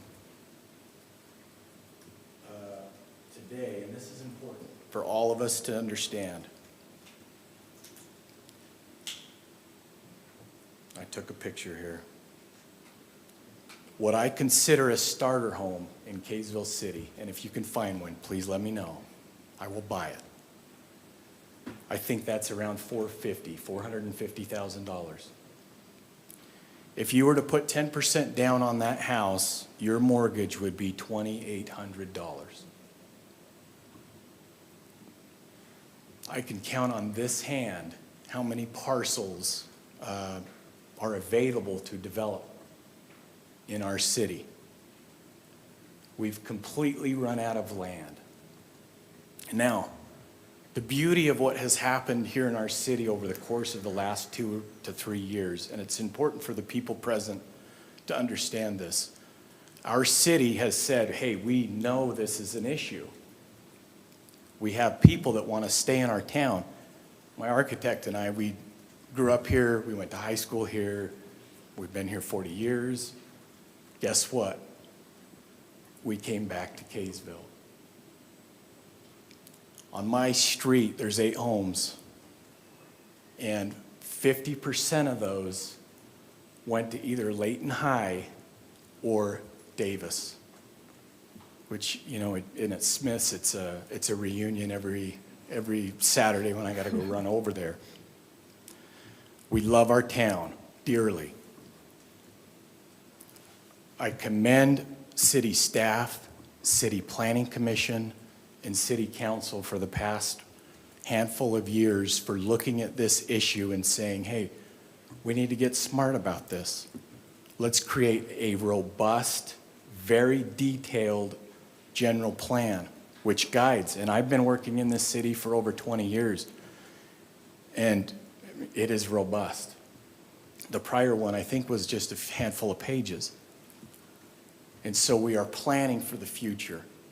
I've heard people that know I own this land said that is the perfect spot for it. And there's a lot of reasons for that. I just wanted to touch on a couple of things economically because that's crucial to our city. And in your packets, I provided a study. And as far as studies go, studies are what they are. They take some data and they say, they put it all together. Let me share some numbers. The hotel occupants over the next 25 years will expend $131 million in our local economy. Taco Bell. They're going to Taco Bell. But they're also going into our business district, which is why this parcel is important. Everybody doesn't need to jump into their vehicle and drive, which is what I have to do in West Kaysville, which is what most people have to do in East Kaysville. To get anywhere in this town, we get in our car and we drive there. Hopefully this concept is starting to change for future development. The business district or the downtown area just east of this, I think changes over the next 20 years. We're not looking at it in a vacuum. It all changes. Trek, he measured the trees right around this property today, and it was pretty skillful. This location is encompassed or enveloped in 40-foot trees around Holmes Creek. You will barely know this property is there. fully developed. Fully developed, this development will be $64 million, which is by far the #1 development and valued property in the entire history of Kaysville. So what does that mean? I heard earlier, and I agree, every resident in this city will be impacted by this development. And let me explain why. In addition to hotel occupants spending money, new families that will be living in these buildings over the course of 25 years will spend $379 million in our local economy. The total fiscal benefit directly to Kaysville City, is estimated to be $208,000 annually. Now, I'd said directly. Indirectly, it's enormous. Jobs, school district. We talked about the impact of what this is on schools. Valued at $67 million, the county can then tax this property, and the school district gets a lot of that money. Kaysville City gets building permits like they've never seen before on this valuation. I think traffic impact fee is what we talked about in Planning Commission is over $400,000 directly to this city. We haven't had that before. We just don't have it. These are important topics that we need to discuss. We're proud of the site. This is probably, poor Jared's been working tirelessly on making the right iterations, and he's done a ton of them. We have thought through this and thought through it for almost 3 years. We're proud of it. We're proud of the families that'll live here. The hotel is an enormous benefit and asset to our city. 5 years ago, before I bought this, the city hired a consultant for economic development. And his task was to go out and try to drum up business so they could come into our city. And he said, you know, that piece over there, that'd be a great spot for a hotel. And I just remembered that, and I remembered it, and I said, I gotta buy it. He couldn't find it. He's a great guy, but he couldn't find the hotel use because we're surrounded by hotels. So I feel lucky to have a great partner that wants desperately to build their hotel here, and it is one of their upper scale hotels, which is important to me as well, because I live here. My kids will go to Davis High or Farmington, depending on a few variations. I love this town. I'm very appreciative of city staff, the Planning Commission, who, by the way, threw me a curveball. But for the first time in a couple of decades of me trying to do this, I think our state is finally saying, we've got to figure this population thing out. We have to figure it out. Our city is on the path to do that tonight. I just wanted to bring Jason Watson up.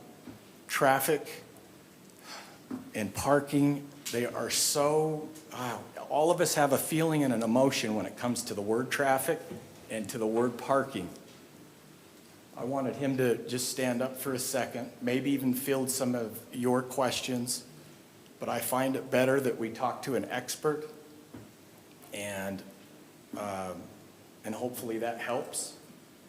It's important to say that a mixed-use design, which is why they're so important, is that when people come into that office to go to work at 9 o'clock, the person in the apartment is leaving, and that is that nature. And so when we say things like, we need more parking, I don't know if that's necessarily true.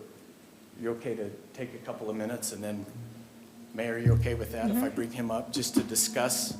Absolutely. And he's also the author of the parking study and the traffic study.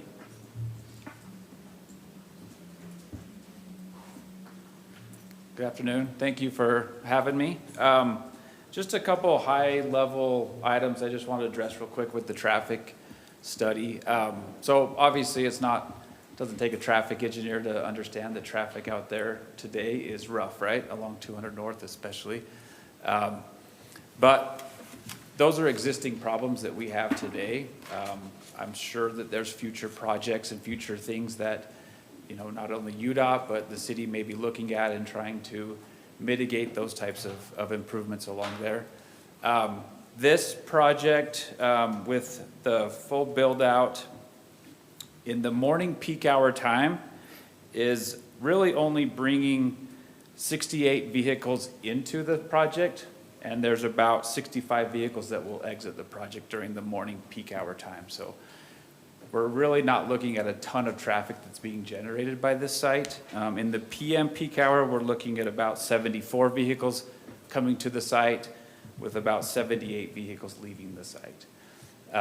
And so when you take those trips into account to what's already out there today, and then the future traffic projections that we have for 2025, 2030 as development, you know, this area is pretty well developed, and so the traffic isn't going to grow a ton in this area. But applying these new numbers that we're anticipating to be generated by this development with the projected traffic in the area, we're not looking at much increase in delay time is the major factor of what traffic is kind of measured by, level of service. The level of service is not going to change by adding in the traffic from this site.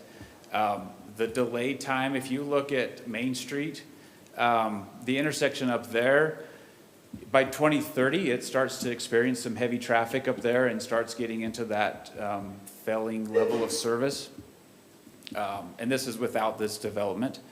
But when you add in this development, you increase the delay by only like 4 or 5 seconds is all that it's adding at that intersection up there. So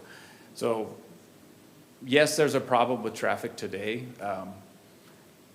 By adding in this development, it's not going to really make traffic that much worse, because there's, you know, it just doesn't generate a ton of traffic.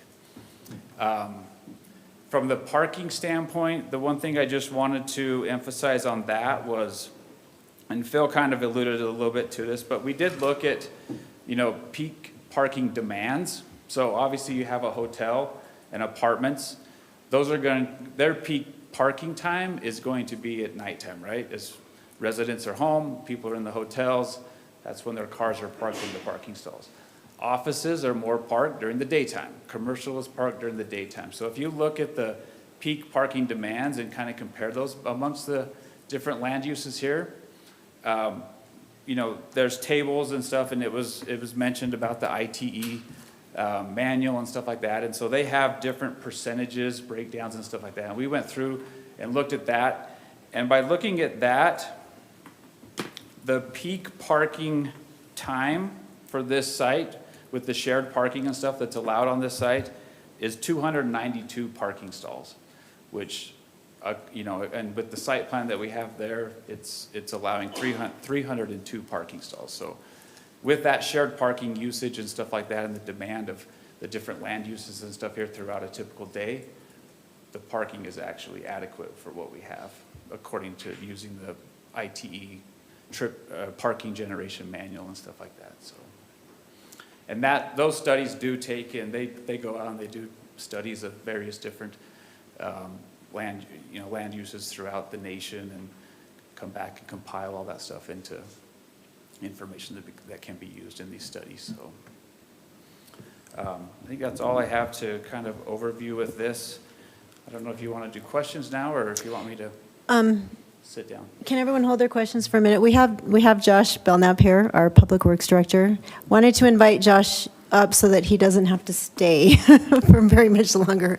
I know we had some traffic questions for Josh. So Josh, would you come on down first, and then we'll... Appreciate you being here. Thank you. All right. Thank you for having me. Okay, council, I know we had some traffic questions. So if we have something to ask Josh, let's do it. Okay, I think I asked most of the questions via email, but I'll ask them here just so that we have kind of a reference. As far as, I know that some people were concerned about losing commercial and possibly the traffic that would go that way. And I think you gave me some numbers that I wrote down, but could you just tell us a little bit about how much traffic you think would be generated by purely commercial versus what we're seeing on this project? Yeah, so it's difficult to say. That depends on what type of commercial, how big the space is. So the best we could do in the email that we sent out was, here's, one example of a retail space and the number of trips per day per the gross floor area. I think you said 1,000 square foot. Yeah. So depending on how big that building is, unless you have like a specific like footprint of a retail space in mind, and being able to compare that with the specific number of units in a residential building, like an apartment building, you could have some cases where commercial would generate more, and you could have some cases where residential would generate more, just depending on how big everything is and what you've built. So it's hard to answer that question without saying it depends. Okay. So, yeah, that's not a great, concrete, comforting answer. No, I think that's good, and I think it's good to know, that there's some fluctuation there. And then another thing that we kind of talked about was the failing grade of the traffic study that was done currently. Do you have any, I guess, kind of insights on possible ways to mitigate that, or do you feel like we will be able to find a way to mitigate some of the traffic? Absolutely. So I think it's good to point out that the two failure points are the main intersections, Main Street and 200 North. And those failures are occurring during AM and PM peak hours. During the rest of the day, and then the remaining intersections throughout the day, AM and PM peak hours included, your A, B, C range for level of service. So that does fluctuate.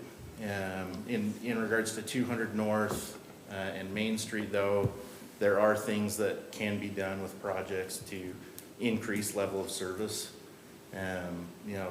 When I was in school, somebody that was really proud of a C grade is not really somebody that should be proud of the C grade.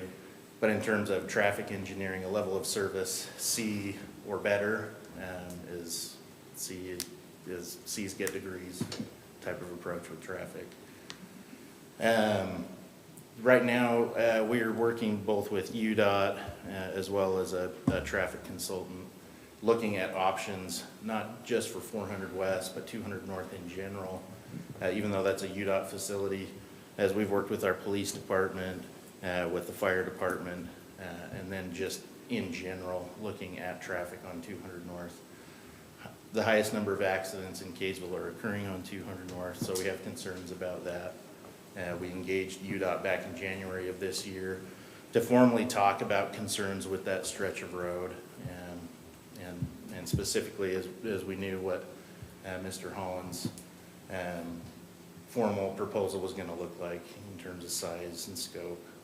UDOT is very open to potential changes with 200 North.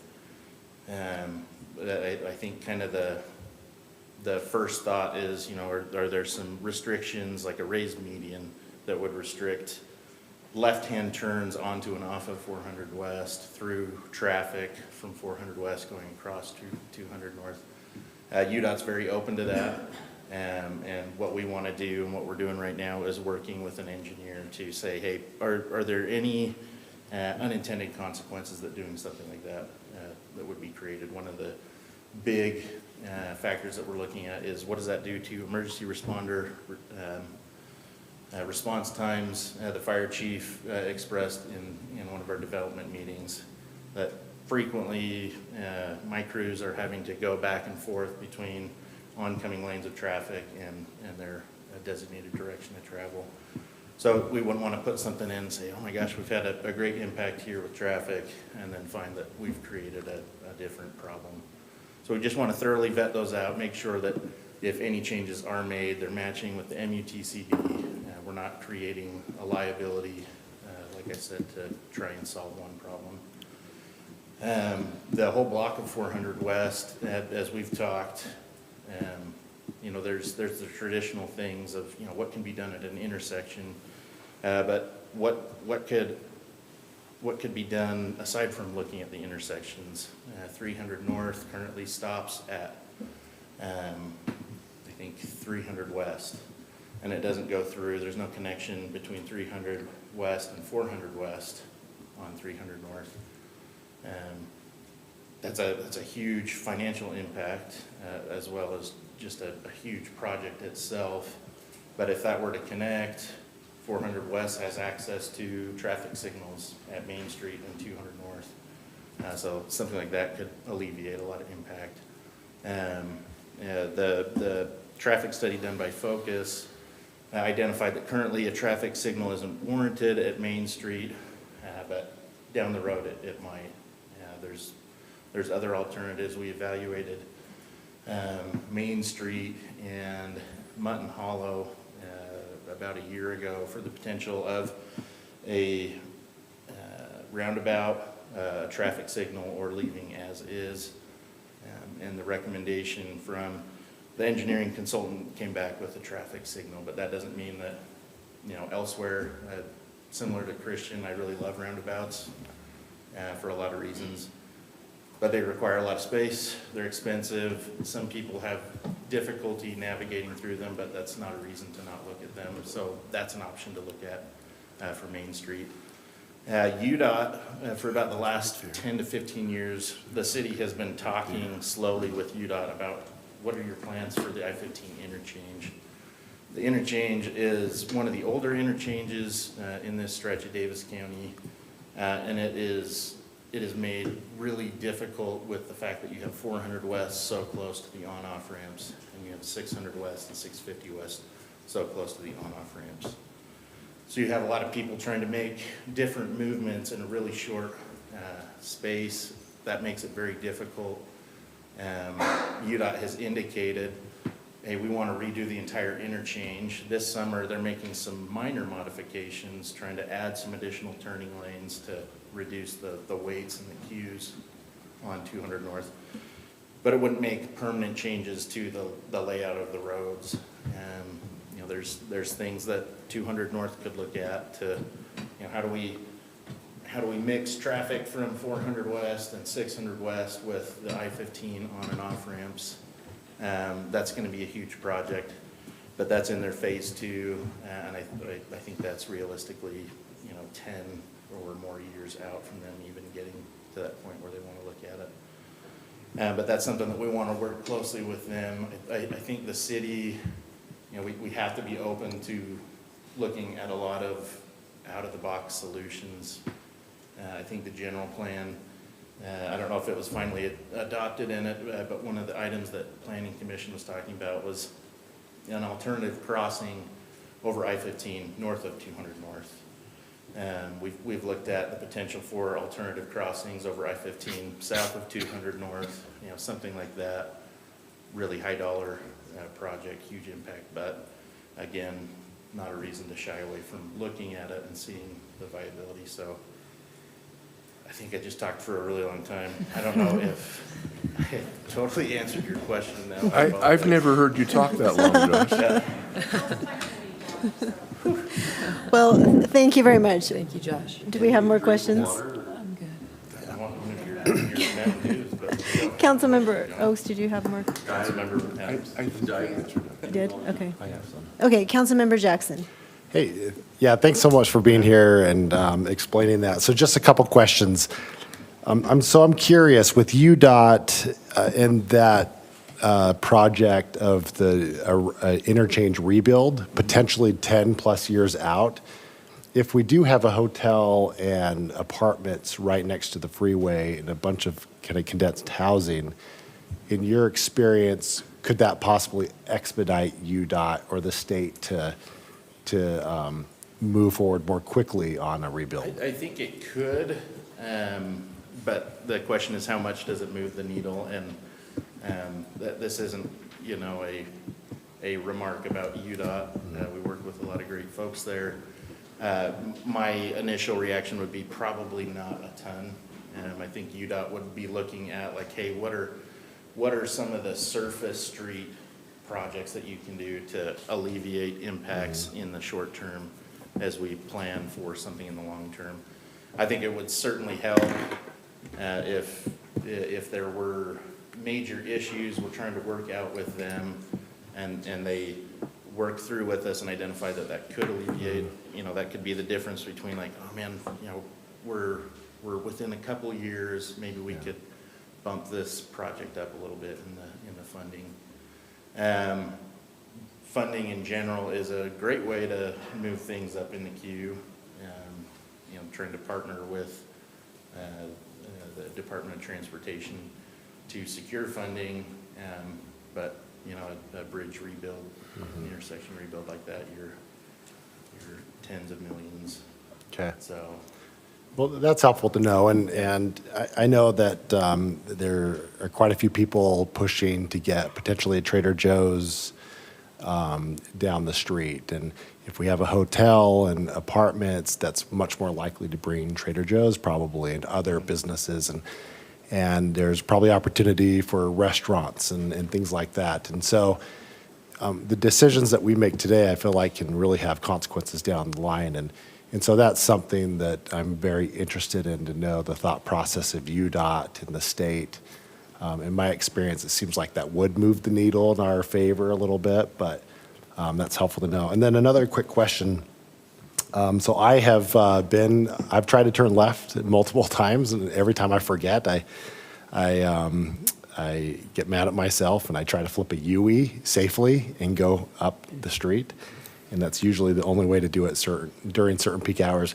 But I'm curious, could we potentially get a light at 400 West in Main? I know there's a light at 300 in Main, but to me it looks far enough, the distance, to where it probably makes sense to have a light and during peak hours to prioritize or to have like sensors in the street to help traffic move quickly. I'm curious what your thoughts are on that. So that was, like I mentioned, one item that the traffic study from Focus had looked at was seeing if running a warrant study is a traffic signal currently warranted at that intersection. I think there's 9 categories that they evaluate, traffic-based, pedestrian-based, and none of those warrant categories came back as meeting the warrant. Is that with the expectation of the additional traffic or current traffic? Yeah. Okay. Yeah. So I think the Focus report had 3 different categories. There was existing, there was 2025 complete with project, and 2030. Okay. But is it fair to say that's a real possibility, though? Yeah, with this certainly. development? Okay. Yeah, you know, Okay. you could see.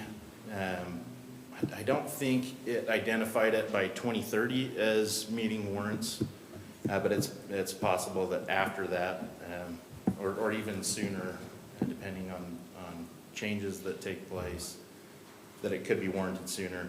Typically, you're going to try and treat 350-ish feet as the bare minimum of your signal spacing. Yeah.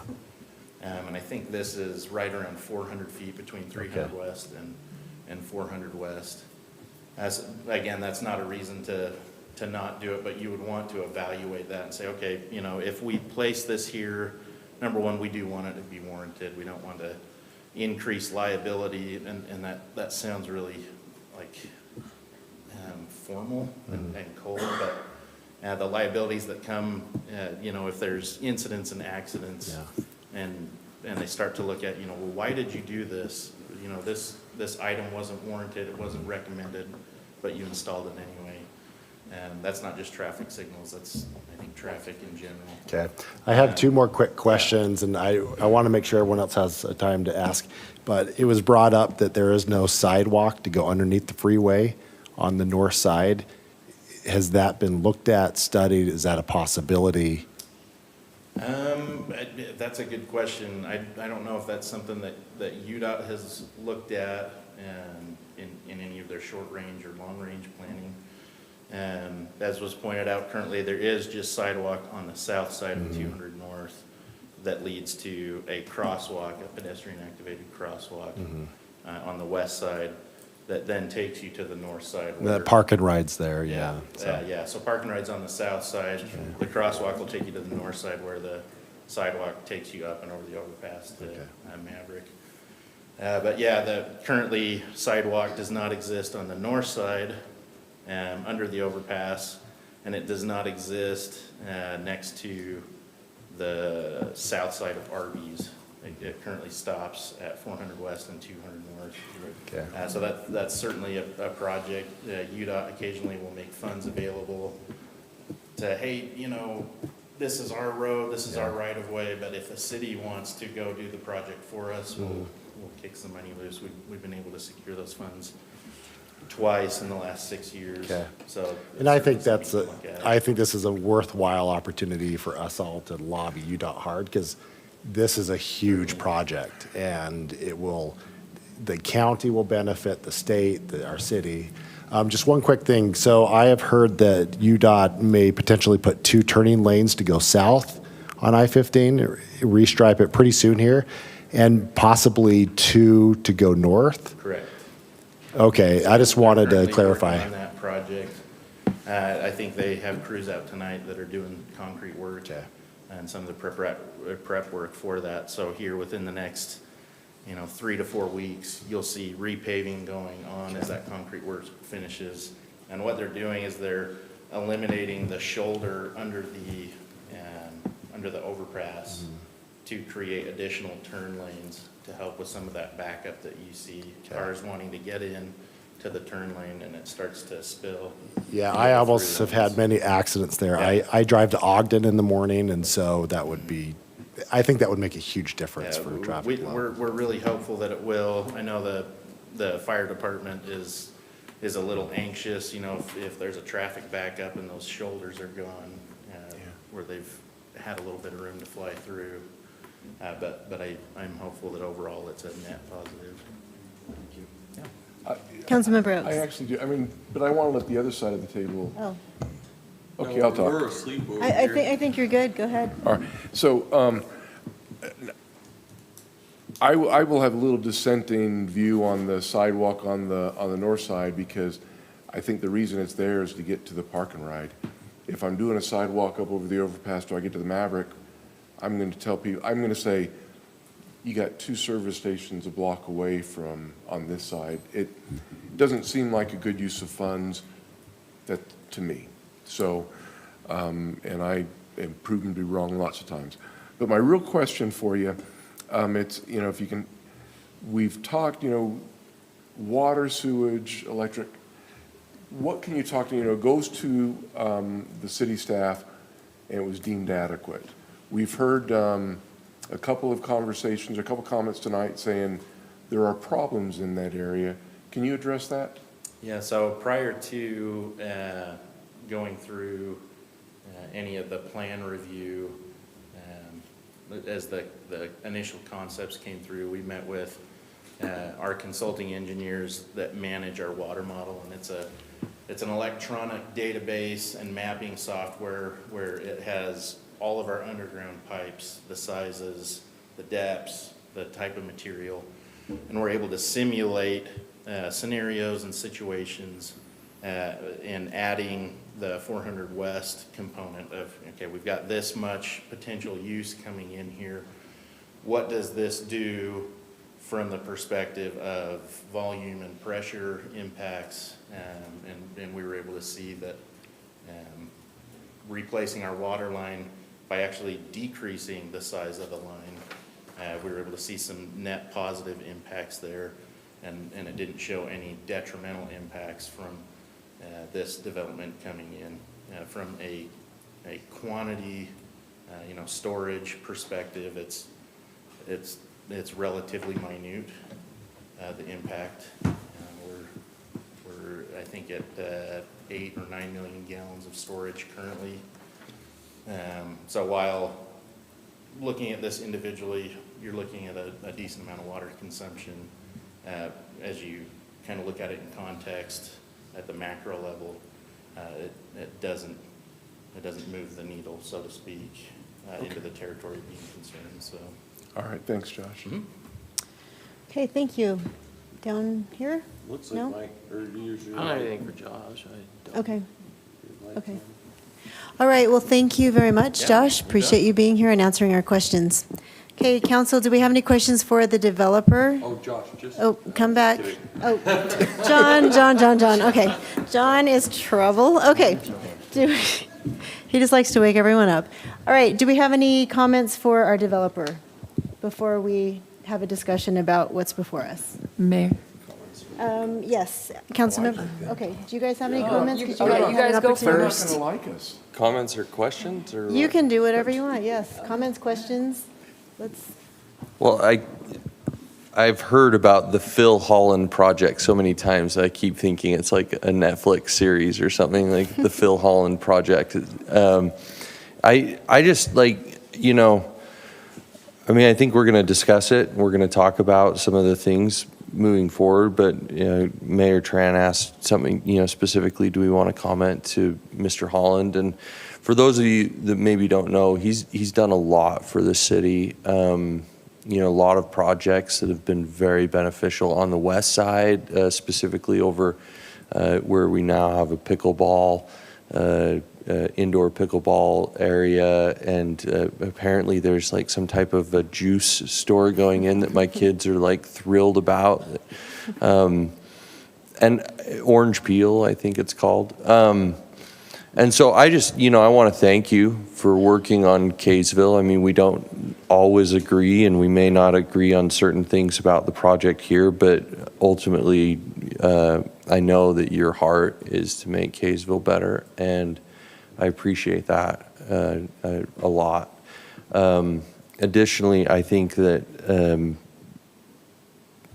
I think your goal here is to help people and to bring us something beautiful because you live here, and that to me is a big, important part of this project is that it's done the right way. And so I appreciate you sticking with it. okay, thank you. All right. Okay, so council, we have a consideration of a development agreement. Oh, go ahead. Oh, sorry. Councilmember Hunt, did you have? I mean, I have a lot of comments for later, but I just have one question right now, and that is just whether or not there's an estimated cost as far as rent on these apartments. There's a range, estimated probably 1,100 to 1,800. That sounds affordable, actually. I mean, it's expensive, but it's still affordable. It's still not 2,500, which people are paying. Sounds affordable to you? Well, it didn't a couple years ago, but it does now, so. Yeah, I did the math on that 80% and then 30%. Anything under $1,900 at that amount would be considered moderate income affordability. Okay. All right, well, thank you. All right. Hey, Mayor, Yes, I have a question. Councilmember Jackson. Yeah, Mayor, do. Okay, so the group one that you mentioned, the Institute of Traffic Engineering Group, is that the correct name?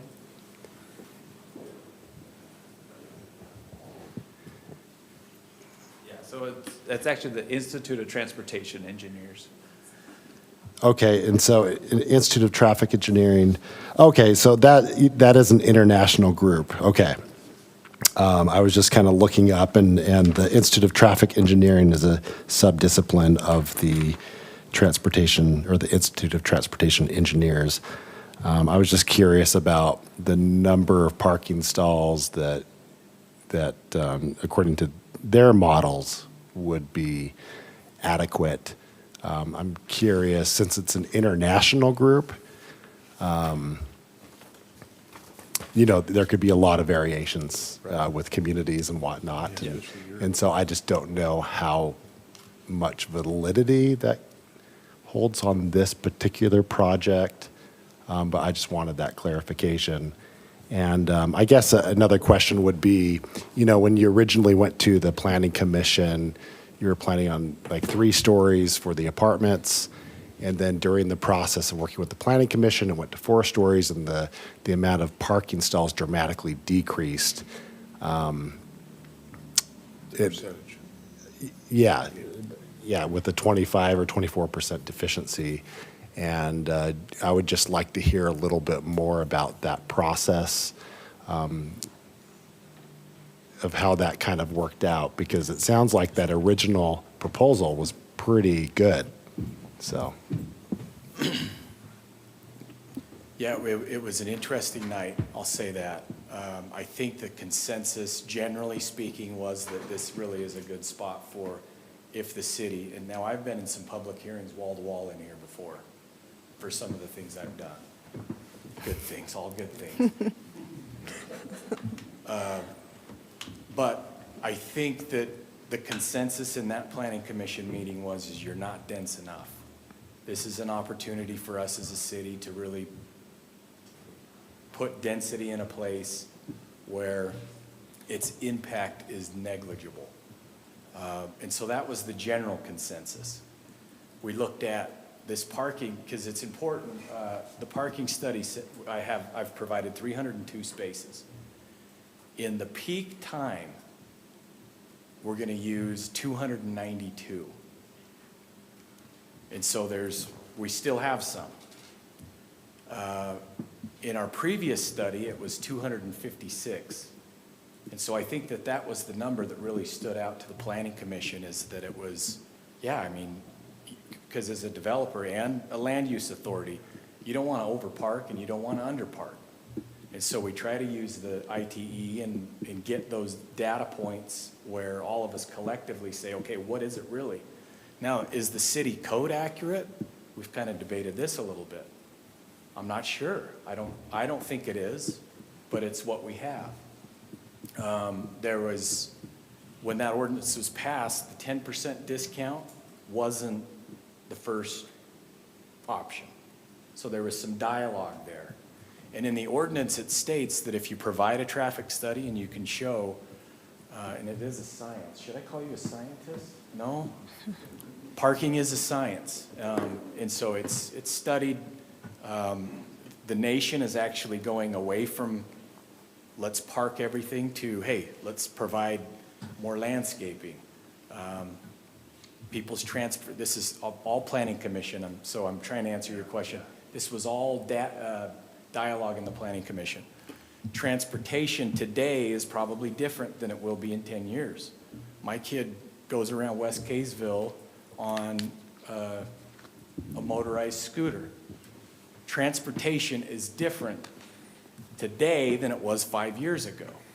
And so some of these things we've got to take into account.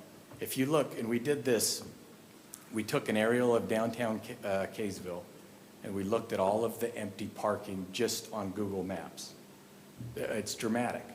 You can just see from the aerial, a lot of our commercial is parking lot. That will change here 5 to 10 years, 20 years from now.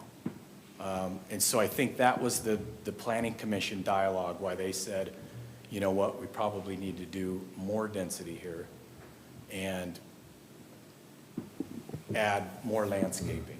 Now, just to follow up on that, so reading through the minutes of the meeting, of both meetings, the Planning Commission indicated that there could potentially be parking spots at the IHC facility, but that would have to get approval from IHC. And that it appears that that's factored into this. So if the approval comes through from IHC, there would be more adequate parking. So yeah, let me clarify that one. Okay. So this, does the pointer work here? I do not own this land right here. My neighbor does. Which is IHC. That's right. It would behoove them to let me improve their frontage, but this area is not included in any of the calculations that we've done. So it's almost like, hey, is it likely? Who knows? If it were a neighbor that's not a large institution, I could go to them and say, let's figure this out.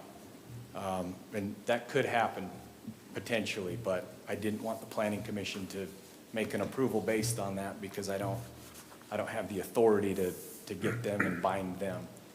But yeah, likely that will be developed and part of it. About a dozen spots. Ish.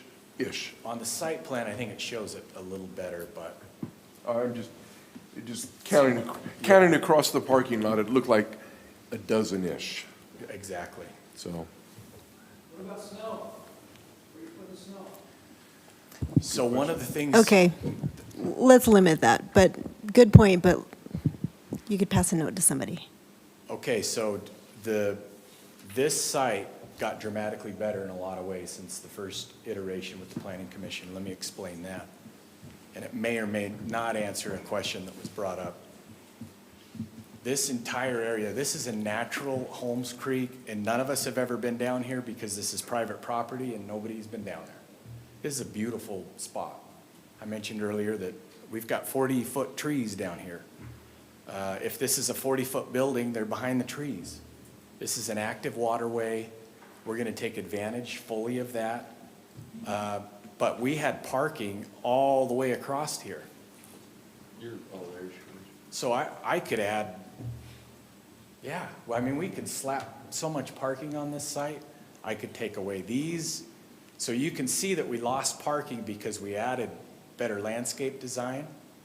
We took out parking here, and it might show it in the landscape plan a little better. But the idea is that we want people to kind of experience that nature instead of this kind of yesteryear idea of, hey, we need more parking. I shop at Smith's. I don't know how many of you do that. They put in so much parking because that was the requirement. Half that parking lot is empty on a daily basis. You know what it should be? It should be commercial or retail development. And likely, in the future, it probably will be. Every city is going through this same process. So it's debated, it's highly emotional. That's why I brought my scientist. So hopefully that kind of gave some dialogue on, yeah, the Planning Commission and myself, we went through all of these things that I'm discussing. Hopefully that answered your question. Yeah, that does, thank you. One thing, it went from 3 stories to 4 stories. It didn't add a lot of units. It condensed these buildings. It added more landscape. It gives me the opportunity to put an elevator, which would, be more of a broad-reaching scope to my mom, who's in her late 70s, that kind of a thing. So I think 4-story is beneficial in this location. The hotel is 4-story. And something else, what do we call it, geographically, or 400 West, this site right here sits 10 feet below 400 West. And so it slopes down towards Holmes Creek. And so I really mean, when I said it earlier, this is hidden. This is a hidden cove. As soon as the car wash goes up, as soon as some of these other retail buildings go up, and so now you're kind of hearing the dialogue that we had at the Planning Commission. Why 160 and not 132? And I think there's a lot of merit to that. I fully support what they said, and that's so crazy for me to say as an applicant because I came in with less. But we had this aha moment where it was, yeah, this is probably the right place to do it, if any. Hey, Mayor, can I have one more follow-up? Yes, Councilmember And Jackson. I apologize, but, that nature trail that you have, I love that idea. When I look at this, I wonder if that trail could go all the way down to 400 so that folks who want to walk to Granny Annie's or Taco Bell can walk on a nice trail And I'm curious if you've spoken with the other property owners on the other side. I know that Taco Bell has way too much parking for sure. But I would like to see that because this is a community affair. And we want to encourage folks to shop and eat in our community. Yeah, I like you bringing that up. So that is a good idea. This section right here, we kind of stopped it because it is a road to nowhere. We did, however, so this is the important part that I'm working through with IHC right now, is I would complete this. So this is a sidewalk, walkway. There is connectivity. When you get out here, by the way, I wish I could have these parcels back. I did not sell them, but it'd be a greater project. They're great uses, by the way. But yeah, I'm kind of on an island myself. And so we have provided those access points to do exactly what you said. Staff kind of came up with that idea as well. So yeah, we're trying to create that pedestrian access, and even somebody that's lives in a different spot and they're hiking down here, they're jogging, they could easily come up here to Holmes Creek and sit on a park bench. Okay, thank you.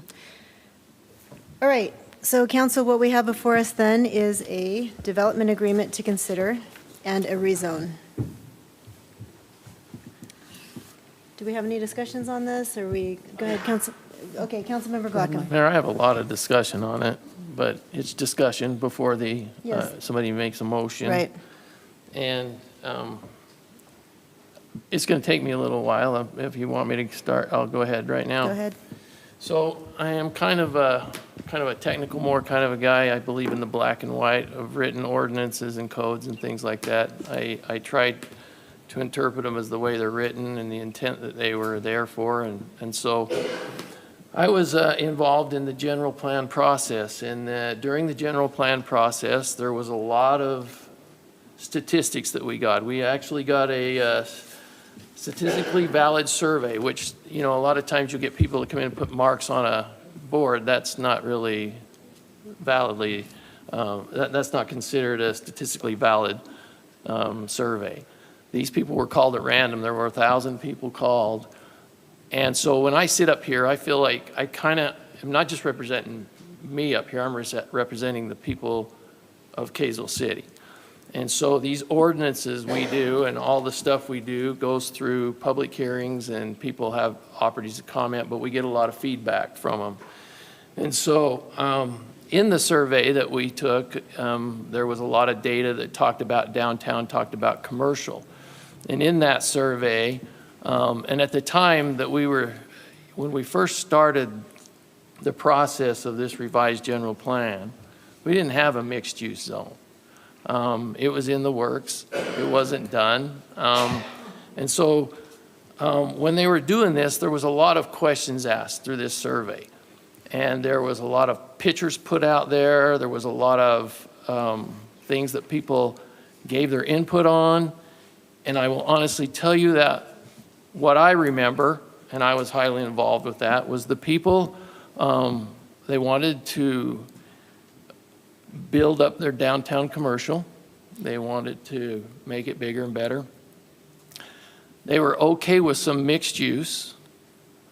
And when they were given the pictures of things to look at, the least favorite thing that the citizens of Kaysville wanted was a 4-story apartment complex. They were okay with mixed use. They were okay with 2-story and some 3-story. But as you got to the 4-story, the percentages of what they want, and the percentages were very low. And obviously the highest percentage of Kaysville was single-family dwellings on lots. But they also understood that they wanted to increase their commercial in their downtown area. So as we went through that process, we created what we call the mixed-use zone. Now, you need to understand the mixed-use zone is just an overlay zone of the underlying zone. And so there are certain things that you have in the underlying zone, but that's technically the zone. The mixed use is an overlay to allow certain exceptions to that zone. And I'm going to go through the mixed-use zone a little bit here and explain some of the stuff, because this is the mixed-use zone. This is something that we worked very hard on. And first of all, anytime that you have any buildings that have a mixed use, always will have a development agreement. Well, in this mixed-use zone, we understand there's a development agreement. That doesn't just openly give you the ability to do whatever you want. That's not what my intent of what a development agreement was. You still had to follow what the zone said and the provisions that were put into the mixed-use zone. So I want to go down here to the portion that talks about allowed uses when you get into the general commercial zone. And there's been words here that says that residential, there's no limit. You can have as much residential units as you want. That's not how I see it. I don't read it that way. When I read this in black and white, it says, multiple dwellings with no maximum residential density prescribed. Instead, buildings form height, site envelopes, yards, open space standards, and parking ratios will determine the number of residential units. So right there, that's saying you can't just put as many residential units on a piece of property that you want. The development agreement will allow you to go more than what the zone may allow, but it says you still have to follow the ordinance criteria and the things within this zone, because you may have a piece of property that's 1,000 square feet. Well, it doesn't mean you can go 10 stories in that 1,000 square feet because you're limited in height. And so what this says, and then you go further down on here, it says in that zone, it talks about, because in the general commercial zone, hotels are not allowed. But in the mixed use zone, hotels and motels are allowed, retail stores and offices, those are allowed. That's where the mixed use comes in. But as we see, there are certain regulations to that. So one of the things also that we talked about earlier was you have to have at least 30% commercial. Well, I understand that to say that 30% commercial in the underlying zone says you got to have that permitted before you allow the apartments or whatever, because that's what it says, a minimum of 30%. So I don't interpret it to say you can either do the hotel and then the commercial office buildings. I interpret it based on the numbers and percentages he has. You got to do them all. But then I want to keep going and talk about further we get down here. And in here, and when we did this mixed-use zone, we talked about a lot of different things. And so one of the things that we really talked about was the height regulations. And the height regulations are very specific in the mixed-use zone. And in the mixed-use zone, it says, no building which exclusively or primary for residential use shall exceed 35 feet in height. Well, in a residential zone, you're allowed to go a maximum of 30 feet.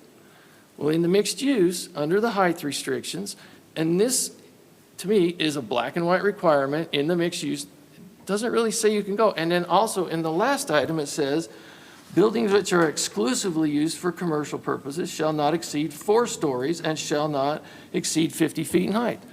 That's where the motel falls in. We look at motels as strictly commercial. We look at the apartments as residential. The way I read the mixed-use zone, technically, it only allows for a 35-foot tall building. That's a 3-story building. That's what we looked at when we were looking at the general plan. That's what we looked at when people were giving us what they liked, what they didn't like, what their least favorite thing was, what they can live with. They did want more housing opportunities. And as I go down here further, it talks about development standards. Okay, now we're getting into the development standards. Then the development standards are broken down into different things. It talks about compatibility and review, building placement and orientation. So that's where I feel like in the development standards, that's where it talks about the development agreement can change and alter a lot of those requirements. That's how I read this. It doesn't mean everybody else reads it the same. That's how I read it. And when we were making this ordinance, we were trying to be very specific on what the maximums we wanted, so that we had some limitations to what people were going to come in here and try to build in Kaysville, because we are not downtown Salt Lake. We are not downtown Ogden. We are not downtown Provo, where they build much higher and taller buildings than what we would expect in Kaysville. So then I go down here and I say, okay, let's go further into this. And it says in there, we have the ability to alter design criteria. We have the ability for open space requirements and amenities. But then it comes down and it talks about parking. And in the parking, it is very clear. It says residential parking requirements in this zone say studio apartments, 1 parking stall, 1-bedroom apartments, 1.5, 2 bedrooms, 2 parking stalls.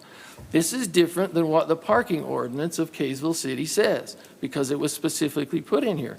But it says, and I agree with this, and so far, everything that I see in this black and white, even though I may like it or not like it, this is what we worked out, this is what we agreed to, and so I would be hard-pressed not to allow this in the right area, at the right place. And so obviously, to me, 4 stories is not even acceptable. It's not even allowed by this mixed-use zone. 3 stories would probably be, because you can fit it in 35 feet. And I think you go down here and it says, okay, there can be some reductions in parking. The reductions are only 10% if you're within 1/8 of a mile of a transit stop. I don't know if we're within 1/8 of a mile of the bus stop. It's 220 yards. I don't know if it's within 220 yards of the bus stop. If it's not, they don't qualify for the 10%. 5% if they're in a 1/4 mile. Well, they're probably within a 1/4 mile. Maybe they get 5%. I don't know. And then there is something that says additional reduction up to 2 stalls include bike racks and scooters and things like that. I'm not saying that you can't, maybe there is it says shared parking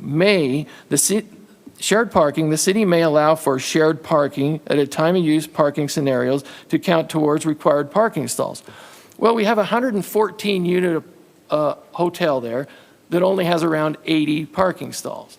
So maximum capacity, we already don't have enough parking stalls.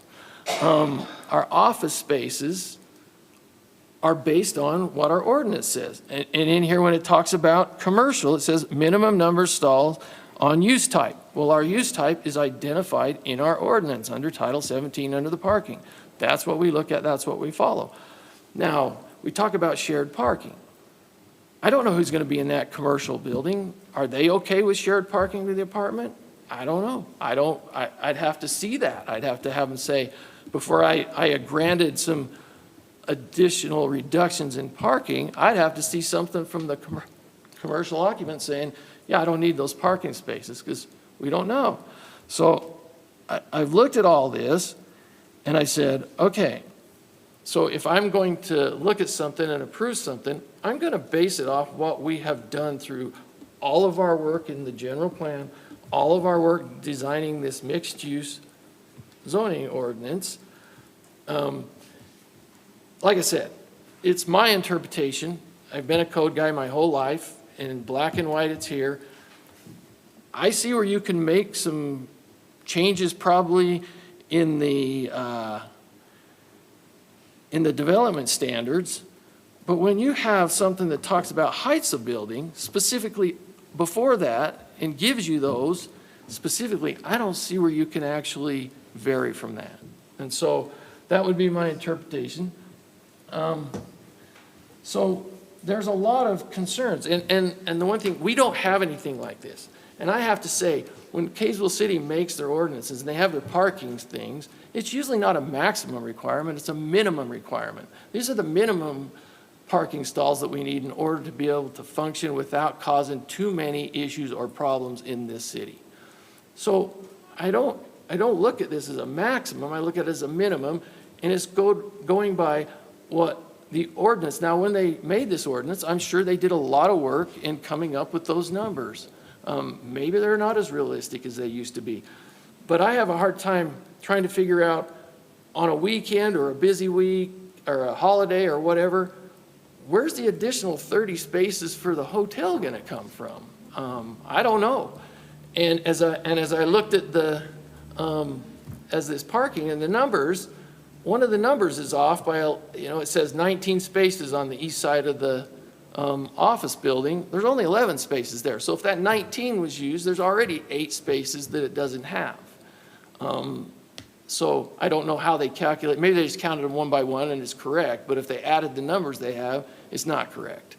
So those are the things that I look at. I feel like we've done a lot of work to get to this point. This is only the second project we've had in the city that is mixed use that I know of. And the other one was pretty much within the parameters of the ordinance, the development agreement. In my opinion, what he's asking for is above and beyond what we agreed to build in the mixed-use zone and the overlay of the general commercial. So, and it's one of those deals where people might say, well, add in another story and 20 more units, that's not that big a deal or whatever. But if it doesn't work to start with and you exacerbate the problem, it is a big deal. It's a huge deal. You can't take it back. I appreciate Phil and what he's doing. He came, I think, with the intent of presenting it with the 3 stories, and I think if that would have been it, I'm not sure as much discussion and time I've spent on this I would be talking about right now. Because I'll be honest, I'm one of those guys, when I first saw the project, I went, oh, I don't like it. But then I thought, no, wait a minute. You have worked too much and too hard with the planning commission, with the general plan. You've bought into it, so you need to be able to open to some of this.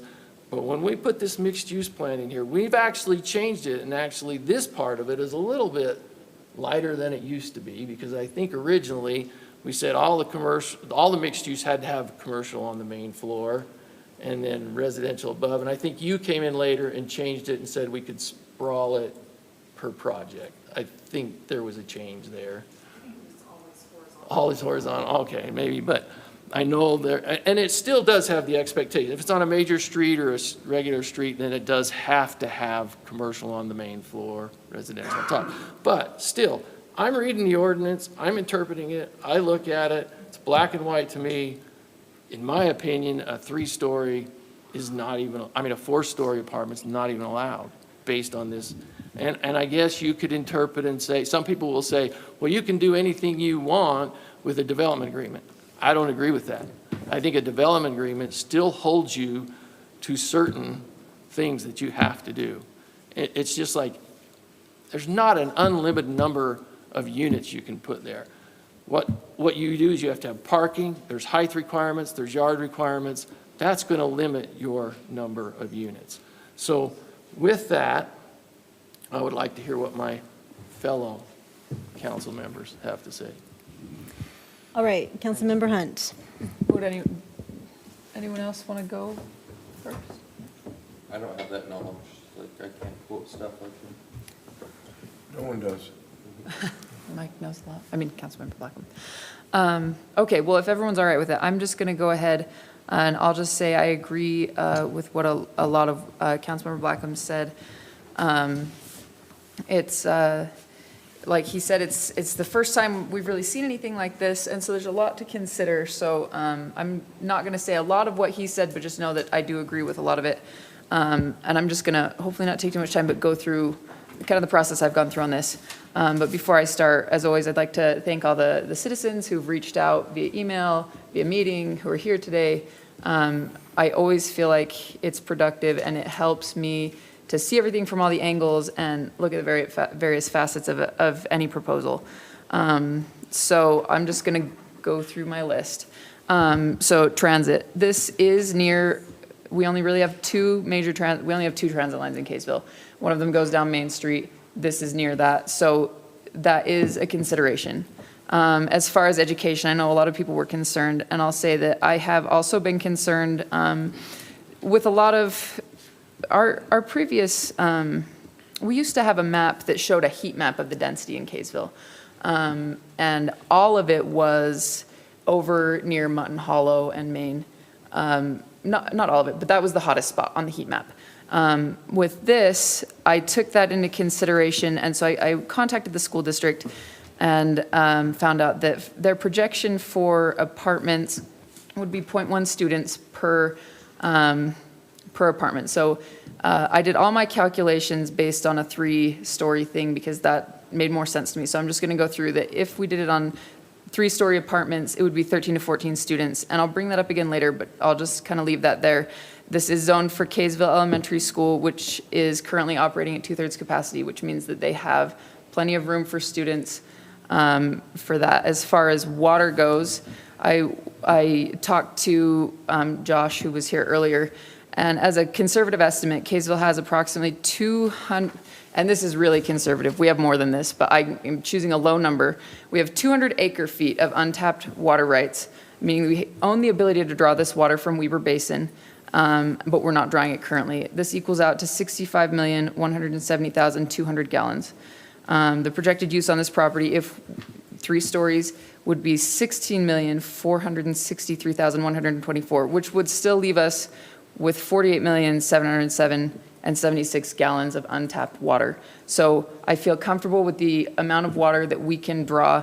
The regional issue, which is, can Utah sustain this kind of growth, is a little hairier. I've contacted Weber Basin Water Conservancy, and essentially they have projections, all kinds of projections, but the most important part is to grow responsibly. So that means having smart water type stuff, not necessarily smart meters, but using landscaping that's going to not require as much water, which leads into something that was also brought up, which is heat islands. Not a lot of places in Kaysville are going to be really affected by this very much, but having an excess of asphalt that is bare can cause heat to rise, the temperature to rise in that area and up to a quarter mile away. So if we, as long as we're making sure there's some trees on this, I mean, there's not an exact science, but from what I've been able to gather, as long as we're using water-wise landscaping to kind of cover some of those areas, it should be okay. Let's see, traffic, I think, is the biggest concern. And I just ran through a few things while I was up here. As Josh said, if it's zoned commercial right now, so if someone came in and wanted to build on it, they could build anything that the commercial zone allows, which in some instances, as Josh said, could be more trips per day than this. He gave me an estimate of, retail generally uses, I think, well, I don't remember, but if it were purely retail on the same number of square footage as what this is proposing, there would be more traffic. So that's a balancing act, but the good thing about this is that we can put in the development agreement, which allows us a little bit more say in the amount of traffic. This is a tough spot. I mean, if the earth were flat and rivers were in a grid, our lives would be a lot easier. But this river comes through and makes kind of an odd-shaped lot. Some of the parking's not ideal. I would prefer more parking, but as far as parking and traffic go, sorry, I lost my train of thought there. Oh, so if this, say, went into single-family homes and we put in 1/3 acre lots, that would give us, sorry, this is back to traffic and children, it would give us 16 children about for the school districts. So same kind of numbers there if it were to be half-acre lots, but I'm kind of losing my train of thought here. But I have, hold on, just stick with me. And that's the only thing, though, that I can see after looking at this, single family is the only thing that would generate less traffic. As far as power goes, I've spoken with the power department. They feel comfortable. They're concerned about being able to get some transformers in time for the build, but other than that, our power grid can handle this. We talked about the rent and the heat islands, and then just, I guess, the traffic. And as Josh said, he feels like if this were to happen, we could figure out a way to make it work. And I think the impact fees from the property would help with that. I know that's a lot, and I just want to copy Councilmember Blackham on the statistically valid survey. It's difficult to see things like this, but and hopefully I've been able to illustrate here, I've racked my brain trying to calculate if there's anything that could be better or more beneficial for the city. But I feel like at 3 stories on the apartments, this could be what we're looking for. It could be kind of a hidden gem back there. And And I know people are looking for housing, so that's always a consideration as well, so, thanks. Thank you very much. Appreciate all of that. Councilmember Oaks, all of your research. I feel so inadequate going after Councilmember Blackham and Councilmember Hunt. I wish you could see her pages and pages of notes that she's taken and the research. I'm not quite as smart as that. As I looked at this, I will say I had three issues. And the first was parking. And Phil, I agree with you. I travel a lot for work, and I can't remember the last time I was at a hotel where there wasn't twice as much parking out there, you know, for the hotel. It's really rare that you fill up. So I got that. I look at the parking, and part of mine came from have a dear friend who's in an assisted living center over in Farmington Station, and my wife and I were visiting her on a Sunday, and the apartments, townhouses, all those that are there across from Cabela's and the Cafe Rio, this was on a Sunday, and as we drove out, all the road was totally lined with cars because there was not adequate parking in the system, you know, in the buildings, in the parking lots for the buildings. That concerns me a little bit for this area, just because you're talking then 400 West, and we don't want that. I agree with the parking. You know, that 302 would be sufficient for a little less for the three-story building. And I think that's what you were looking at originally. Please. Can I'm sorry to interrupt you. you. No, because if I'm wrong, I need you to correct me. There was, yeah, the brainchild of the fourth-story building was not. Was not you. No, we totally understand that. Most bizarre meeting ever to happen. And Phil, I think you had it right originally, and I'm not saying that a four-story, because you're right, you talk on the elevators. That was a question I had. 3 stories, you're not going to have an elevator, probably. You know, having tract homes as a missionary, 4 stories didn't have elevators, and anyways, that was painful. Now I lost my. You were young. I was, and we ran up and you knocked from the top down. We did that with 10 stories, but never mind. See, I totally lost my train of thought. You said, But Bill, you were on I the think right you, track. but I think you go down to the 3 stories and what you have. I'm fine with the 10%, 10 to 12% reduction in parking, because I think there will be sufficient, just in my experience. My biggest concern over all of this was 200 North, 400 West, that interchange. And it's disappointing to me that we're not able to get UDOT to do something with the project. My understanding is they have to wait and see until there's a real problem instead of being proactive. That's frustrating to me. I don't know what we as a city can do, other than we continue to work with them, and I know that Josh is. And I had one more thing, and I flat out can't remember. So, yes, I do. A comment, I was talking with someone who helped put this as a commercial zone probably 20 years ago. And over the last 20 years, we've never been able to get a commercial entity to go in there. And my guess is this would continue to sit empty if we don't put something there. And as we have pressure from the state legislature, which irritates the crap out of me, but I also don't want the city to, you know, the $250 a day and the $500 a day if we fail to do it. And we do need this type of housing. It's not low income. It's stuff that will work well.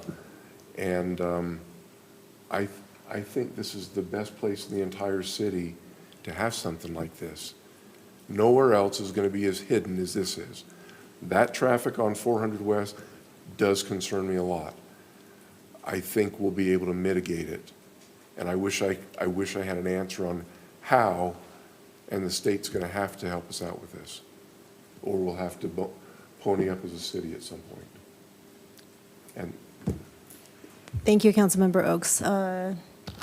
Councilmember Jackson. Yeah, as you can see, my colleagues up here, we all care deeply about this city and making the right decision, and we appreciate the development, and we appreciate what this could do for the city, absolutely. Just a couple comments that I would like to make. So, Councilmember Blackham, I appreciate your remarks, and I looked it up, and the nearest bus stop from Taco Bell, because I couldn't, since it's undeveloped, I could not figure out the walking distance. But from Taco Bell, it's 0.4 miles. And so if you go to the end of the development, it could easily be almost half a mile. And so that's something definitely to take into consideration. When I looked through the meeting notes of the planning committee, it's interesting because some of the commissioners actually had some strong concerns about the lack of parking and about the 4 stories. Yet they all unanimously approved it at the end. And I can't get inside their head, so I'm not exactly sure why. But, you know, when I look at this, the layout, you know, on paper, it's like, yeah, the parking's adequate, right? Or we can make it work. But when I look at that, I would never want to live in that apartment building A, because I think it's just common sense. Like, no one's going to want to walk that far to take their groceries in when it's raining and this and that. So I am really concerned, and there has to be more parking. I'm a lover of trees. I have a green thumb, but there definitely can be more parking on that west side, and I don't think it would dramatically reduce the atmosphere and whatnot of the landscape. And so I am really concerned about that. And then visitors. I mean, when do we all have family members over? It's when we're all home on Sundays. It's in the evening. I get so frustrated when developments don't have proper parking, even for visitors. And then you have UPS coming constantly and other deliveries. And so I am really concerned right off the bat. And I think, you know, our code is there for a reason, and it's been vetted, and we've reached out to so many residents in our community, and they have spoken, and we have to take everything into consideration. And so I just think absolutely we should go stick to the 3 stories with the apartment building. There has to be more parking. And I think since that bus stop is almost a half mile away, I don't know if it could even qualify to have a 10% reduction. And I would like to hear Councilmember Blackham or kind of go over that language a little more, because I think that language is there on purpose. And even if it's slightly outdated, we pull that data from surrounding communities, and our community here is different than other communities, and especially when you have an international engineering group, I'm a little concerned that just doesn't translate well. And so those are my thoughts on that, and kind of going through the reasons why we should or shouldn't do this development. You know, I mentioned this last night. I appreciate the residents that we have here. They invited all of us to speak, and all of us on the council had an opportunity to speak with them separately. But, you know, we have an issue in the city where a lot of people are doing Airbnb. And so in our neighborhoods, your neighbors, they're renting out homes, their rooms, their basements. It's almost impossible to capture the tax rate on that. And you don't know who's coming in and out of your neighborhoods and at the end of the day.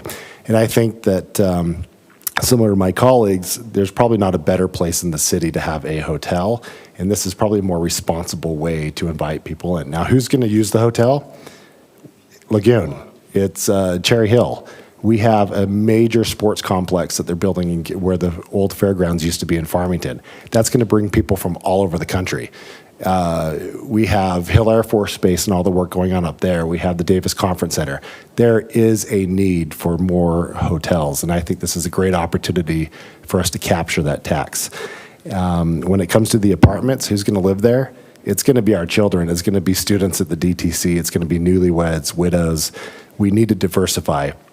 I absolutely hate the state government coming and forcing us what to do. It seems like every year we're getting more and more of our ability as cities taken away from us. And next year they're starting to crack down on parking. And I spoke with the league today about it and yesterday, and I said, look, we have the opposite problem with some of our developments. There's just not adequate parking. And to me, if I can't go visit a friend and find parking, if you can't go and visit your mother-in-law or whatever, that's a real problem too. I think asking IHC, yeah, that would be great. I can't see of a better use of that land than to have parking spots. But one of the commissioners in the meeting minutes that I read, that was kind of a part of their decision-making factor on the fact that IHC likely will do that. And I just don't think we as a council can approve a development based on that assumption, but I hope that's the case because it would make the whole development better. And I think that might be everything that I wanted to mention. I absolutely agree with my council members here that I just think your original plan was probably more appropriate for that space. Definitely need more parking. And I am interested in knowing whether or not the 10% reduction would even be appropriate since the nearest bus stop is, almost half a mile away, so. Yeah, so I highlighted the section of the code that speaks to the parking reduction. There is a specific transit-based parking reduction, but we also allow, based on the parking analysis, a shared parking reduction, which is essentially what this is.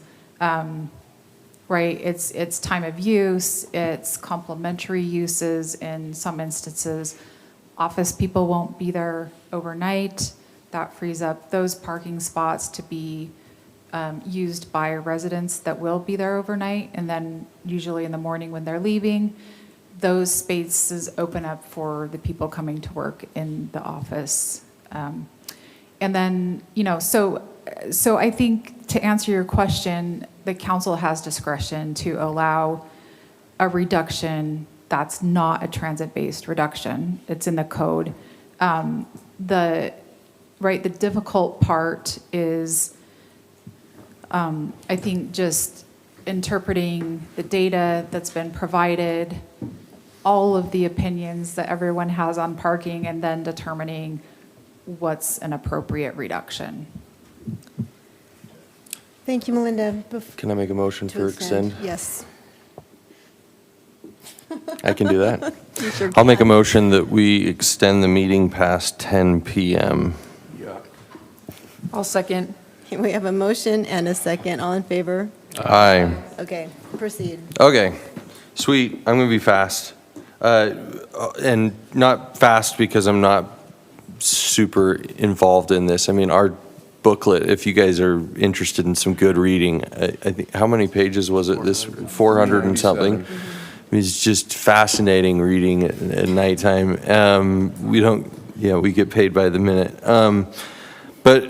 But it, just so everybody knows, we've put a lot of time in, and that's why I wanted to thank Phil, because I know he was talking to me about this project 3 years ago, and like you mentioned, and so it's not just the vested interest of the neighbors and everybody that's here, but the vested interest of somebody who loves our city. And I was so confused with the planning commission meeting because I thought I was sort of excited when he came with the proposal that he came with, like, fit right into everything that we had been asking for.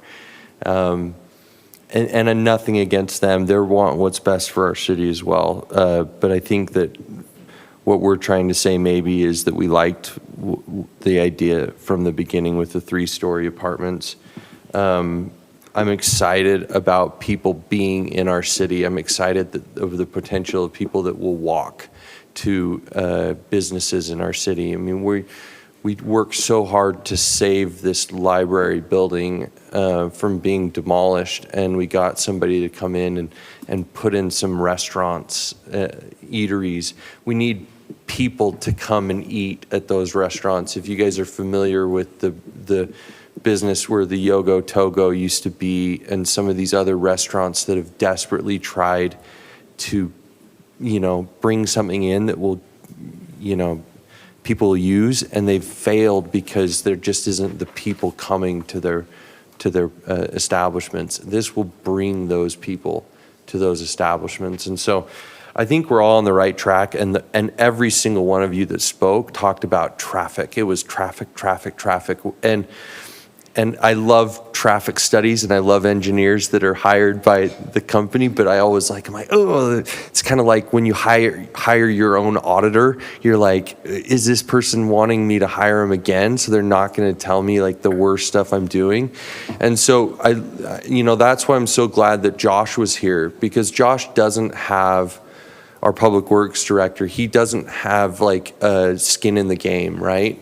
He wasn't hired by anybody, and you heard him that they put it into their programs, and it makes a very, very small impact on what we're dealing with. And so what you are all talking about is something that we need to deal with, but it doesn't necessarily correlate with this project. We need to deal with the traffic on 200 North. We need to deal with the traffic on Main Street and the situation with 400, but it doesn't, those two, based on what he said, don't correlate. And so I'm concerned about the traffic, but I'm not using that as a decision on what we do here.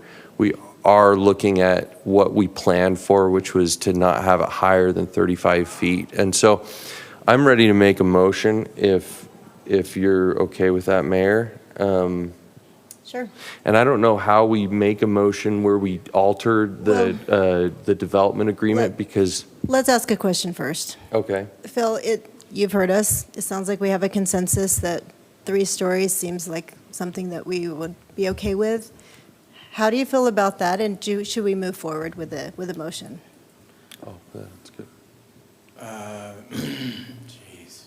It was a wild and crazy planning commission meeting. So yes, simple answer is yes. Parking does still in my brain. So, 3 stories, yeah, that's what I wanted to do based on what's happening right now. Right. I mean, I'm a resident here. I know what to bring to the city council. Right.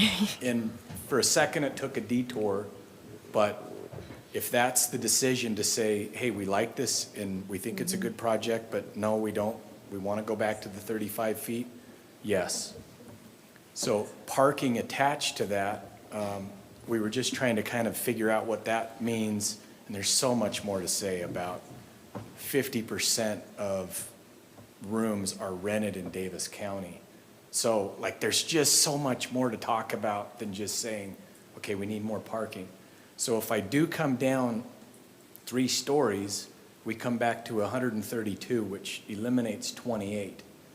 So I don't know where you're headed, but that's probably the balancing act, is now you've eliminated 28 homes with those parking stalls, and I think I still show 303, and I still think that. So Phil, what do you lose? Do you lose 1 bedroom, studio, 2 bedroom? A combination of all of You those. lose, okay, so you would lose a combination. I think. Okay, because I mean, I was doing the quick math, and I mean, it comes out to about a 10 or a 12%, right around their reduction-ish, math in public, sorry. I think still, but Well, so, go ahead. I was just going to ask the council, so how does everyone feel about a 4-story and a 3-story? Is that even an option for anyone up here? No? Okay, so we want to stick with 3 stories, so that's kind of where we'd be at. Okay. All right. I'll defer the motion. I'm going to take a shot at a motion. Okay. And if it doesn't work, then somebody can do whatever, or somebody can second it, but I'm going to take a shot at it. Okay. And it's going to take a minute, okay? So I'm going to make a motion that we approve the mixed-use overlay zone of 6.26 acres of property located at 521 West, 350 North, general commercial, to a mixed-use overlay district with the development agreement that starts on page 60 of our packet before the red lines were made with the original numbers,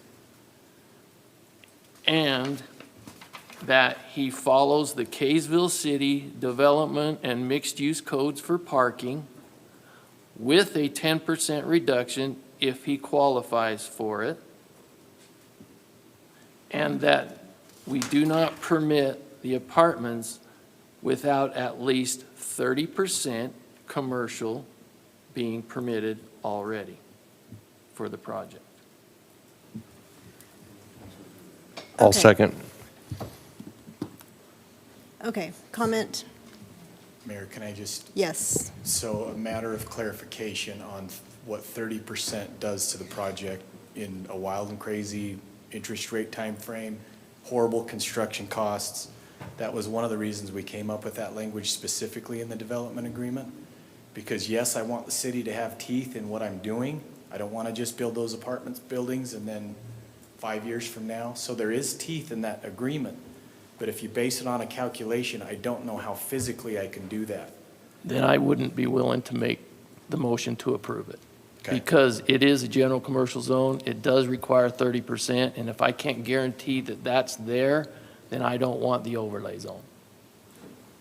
So I wouldn't make that motion without it. Okay, and I understand that. I just don't know what 30%, because yeah. You're and reducing the height on the apartments, so you're getting, right, is that what you're saying? Because you're Yeah, I don't reducing know the what density there. 30% actually does. Like, Well, we'd the- have to create that calculation and put it up on the board. And so we tried to alleviate what you're saying, because the code does allow you to deviate from the 30% that you're saying. I don't think it does.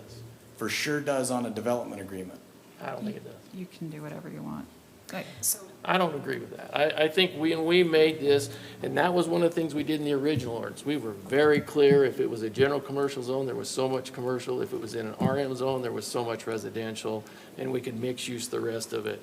So I wouldn't change, that's my motion. If it dies, then, So but I wouldn't vote for anything. fundamentally, I agree with what you're saying.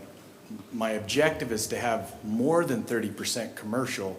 It's the time factor of when that takes place.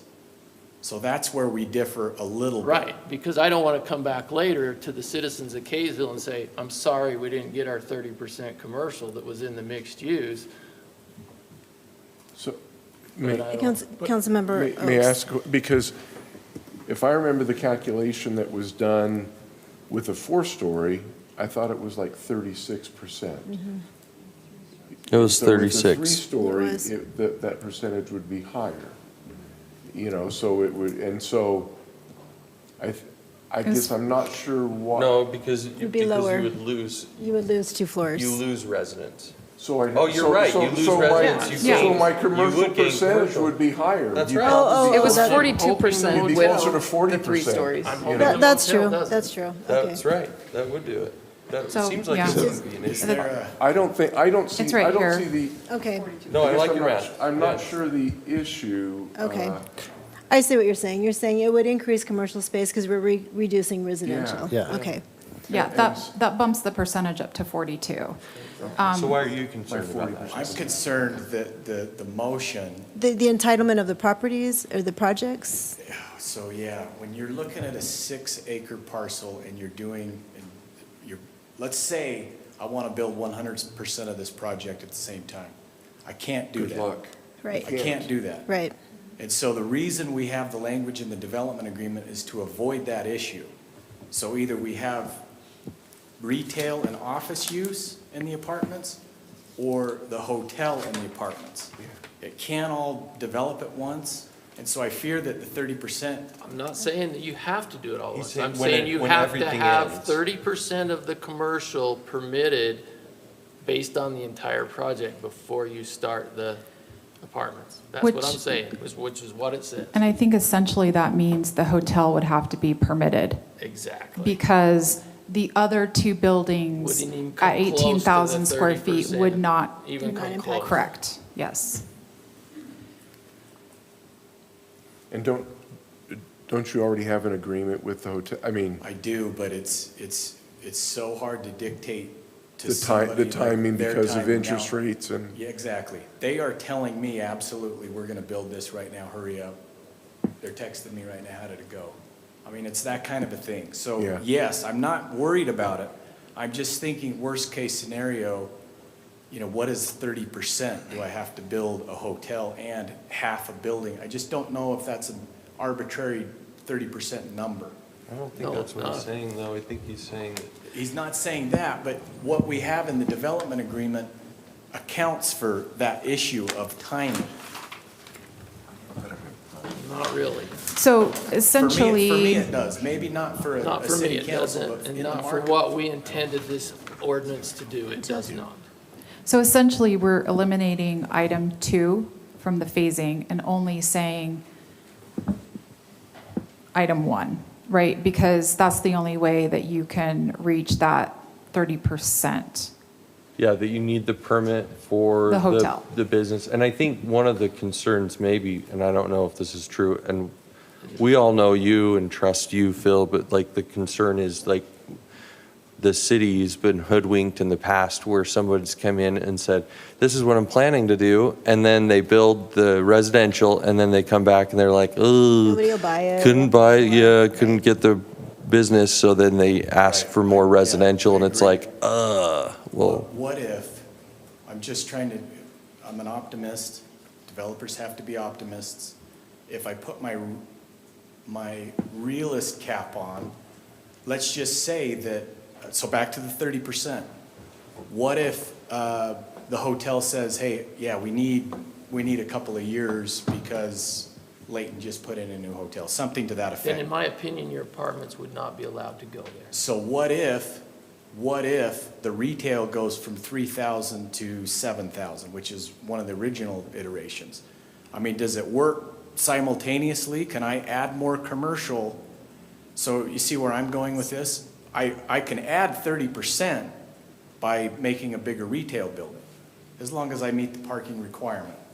So if the 30% works in the motion you made, I could still fit with under that But then 30%. the intent is to get a motel. Hotel, yeah, we want a hotel here. That's the intent. Absolutely. Okay. That's And my we're out with intent this too. project. Yeah. But if he does, but like he's saying, I think that it's fair to say that if he doesn't, He will increase as long commercial. as he fits under the parameters, There's a then lot that's more to fine. that. We lose the hotel, it doesn't come in. We don't get the franchise tax or the room tax. We don't get the things that we've done the pro formas on and said the money brings to the city. We don't get all of that. All we end up with office space is we get percent of property tax. That's all we get. So Mayor, I hate to be the wet Yes, blanket, but we have a absolutely. motion and we have a second. Okay, so we So need to, either we need to have a stick to that. substitute Okay. motion and stop discussion. Okay, got it. Or we need to take a vote on the motion. Right, we do. Mr. Mills, Thank you. can I just make a comment? So I think the motion, Mike, you were saying the development agreement prior to a certain page. I think that may not work because there were additional items added into the development agreement after that first planning commission meeting, like the lighting plan, the color board. And so if there was to be an amendment to the motion, I think the better way to phrase that would be to address the items individually so that we maintain the integrity of the rest of the development agreement. If we go back to that initial version that was presented to the Planning Commission on Okay. July So- 10th, more changes were made to that other than just the parking and the height of the apartments and the density. Okay, so that being said, we have your motion, we have a second on the motion, let's take a vote, we'll see what happens, and then we can have a new motion if the vote fails. Well, do you want a friendly Based upon that, amendment? unless you want to amend it. I would absolutely take a friendly amendment for those items that you say were changed from the plan, which required the lighting plan and those other additional items that you just Is that clear enough, discussed. Nick? Okay, so the motion is to add a 30% requirement, which, do you need to clarify if it applies only to the hotel or no, we just let the motion stand? Okay, all right, okay. We'll take a vote. Are we confused? I am. Yes, okay. But Okay. I'm willing to take somebody's amendment to add those additional things. You can friendly amendment your own amendment, your own Okay, motion. I will make a friendly amendment to my original motion that adds, tell me the items Let me scroll through here. from the original So, development agreement. lighting, signage, essentially, we would go back to what was initially with the 132 units, 3 stories, and the 302 parking stalls, which would be that, I said what the ordinance required with the 10% if he qualifies for. yeah, and I Okay. think the Okay. qualification is under the other section of the code. Okay. Okay, okay, And so. then to add go those ahead. additional things, which was the lighting plan, what else? Lighting, signage. Yeah, so obviously you would correct the percentage here. So we would correct the project details to be what you're approving. So that's 42% instead of 36%. The apartment building square footages would need to go back to 53,000, not the 67,000. Correct.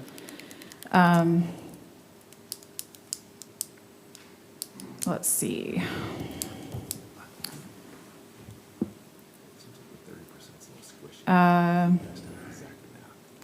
Color and materials board. I think the building height section would change. It would go back Go to. back to the original. The original, yes. And, yeah, the parking, we would amend back to what was previously in there. Yeah, the lighting, signage, and landscaping. I think that's it. Okay. I would accept that as a friendly amendment. Comments? And I'll still second. Wait, comments? I thought we had to make a vote. Oh, Well- no, we can well, do you- comments, you're right. I will allow comments. I guess I'm confused. So, and I'm easily confused, and it's past my bedtime.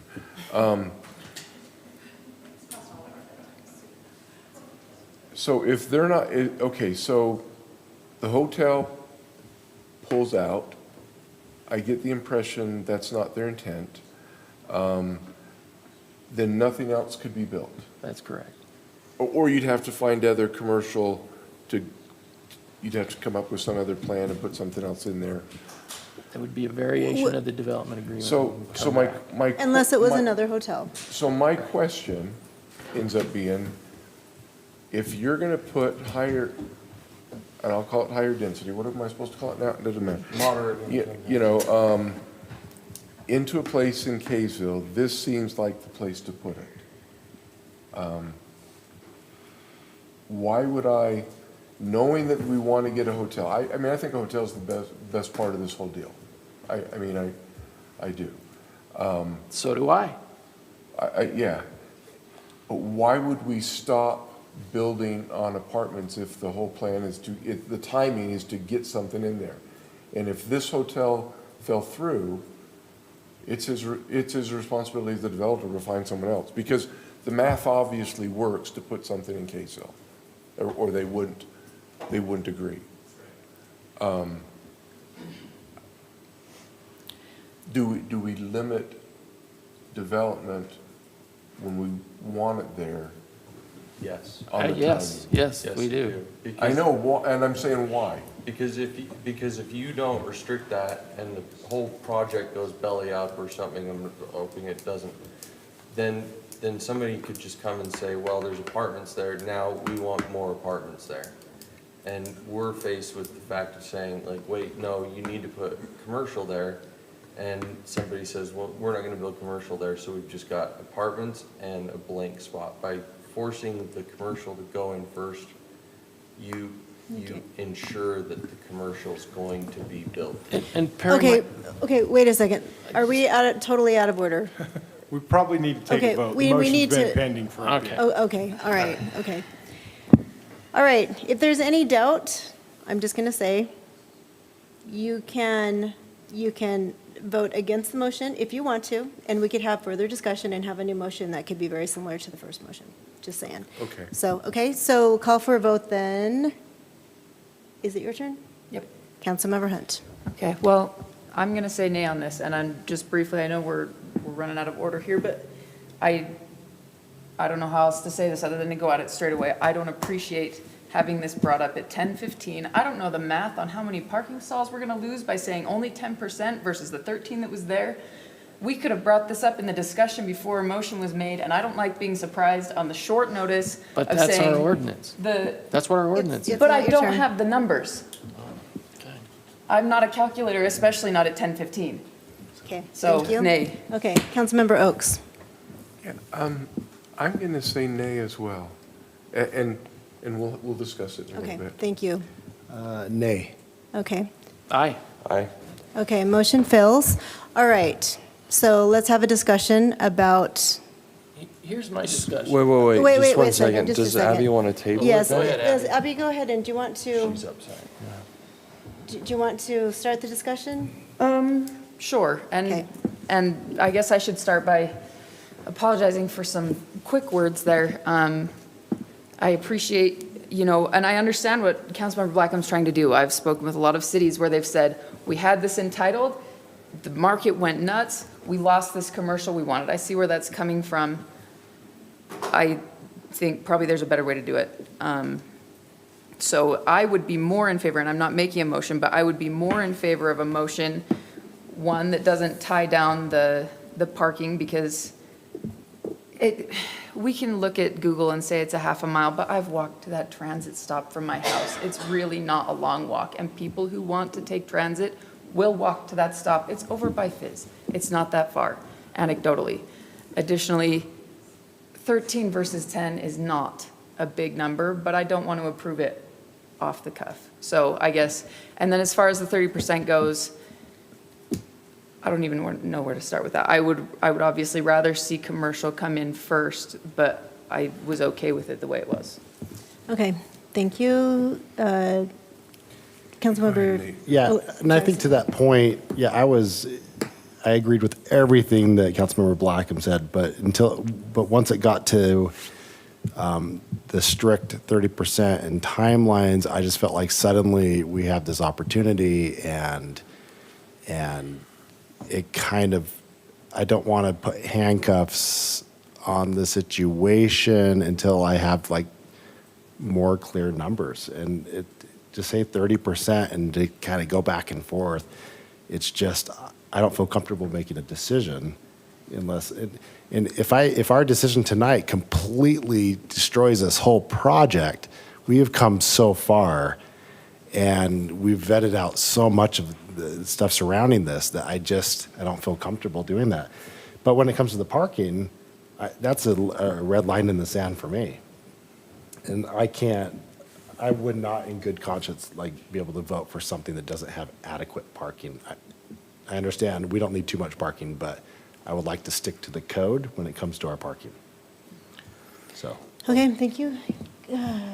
Was it your? Well, I'm just Okay, curious. Councilmember- I guess I don't quite understand Councilmember Jackson's saying that he wants to stick to the code with the parking, but he doesn't want to stick to the code with the mixed use. I mean, the mixed use clearly says 30%, 70%, like we discussed that ad nauseum when we made the mixed use.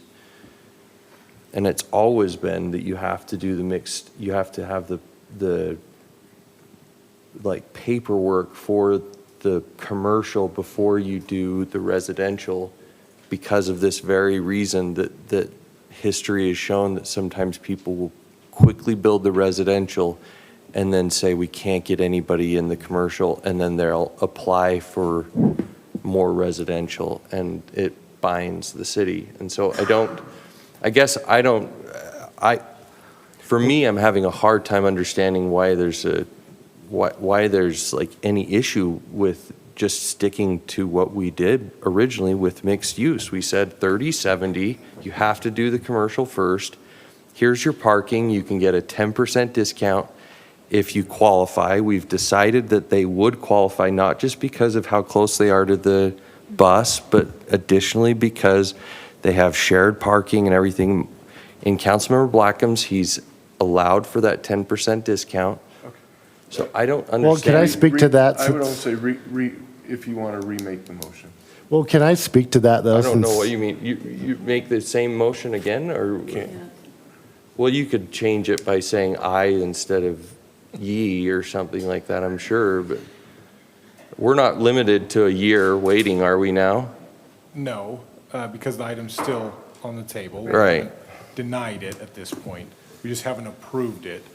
So I think you can remake a motion and you'll be fine.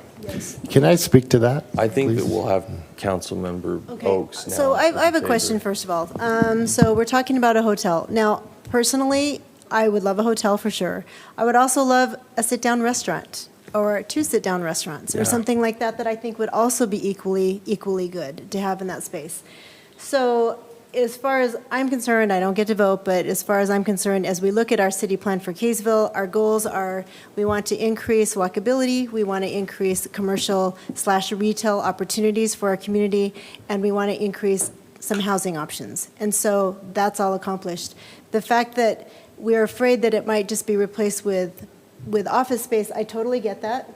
We have a lot of dentist offices and medical offices like that that don't really produce tax revenue for the city at all. It's just property tax. So I get that.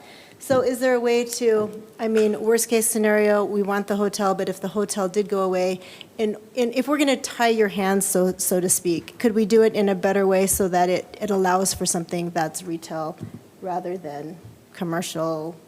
I think that it medical would clinic have to type come stuff. back to us because it would Yes. totally alter the It would totally have to development come back. agreement. We can't just add that. No, to I mean, in a good way, that would have to come back to Okay. us. So like, it's not like he Okay. could, and like you said, Mayor, I mean, restaurants, as long as they're getting built first and we've approved it in a modified development agreement, it fits under like exactly what we did with the planning, I mean, Right. I don't see. I understand it. Do you understand? Yeah, and can I speak to that Yes, too? Because it had more to do with it was just a curveball there, and I want to stick to the code, but I also feel a little bit of pain because we've come such a long way, and I just wouldn't want to make a rash decision that automatically is a no-go. I want to see if there is a way forward, but within our code and within the framework there. And so that's where I was coming from. The So it's not development- picking and choosing. The development agreement is very specific. If you alter the development agreement, it's got to come back here anyway. Yeah. So if, Well, that being said, then we were making changes to the development agreement and a possible approval, but that was just adding those additional things. and removing the red lines, which is a change, Well, okay, right? So that would change the development. But we're agreement. okay, And we were willing but to. we're changing it Well, now. That's what I'm saying. So Can if- we change it now?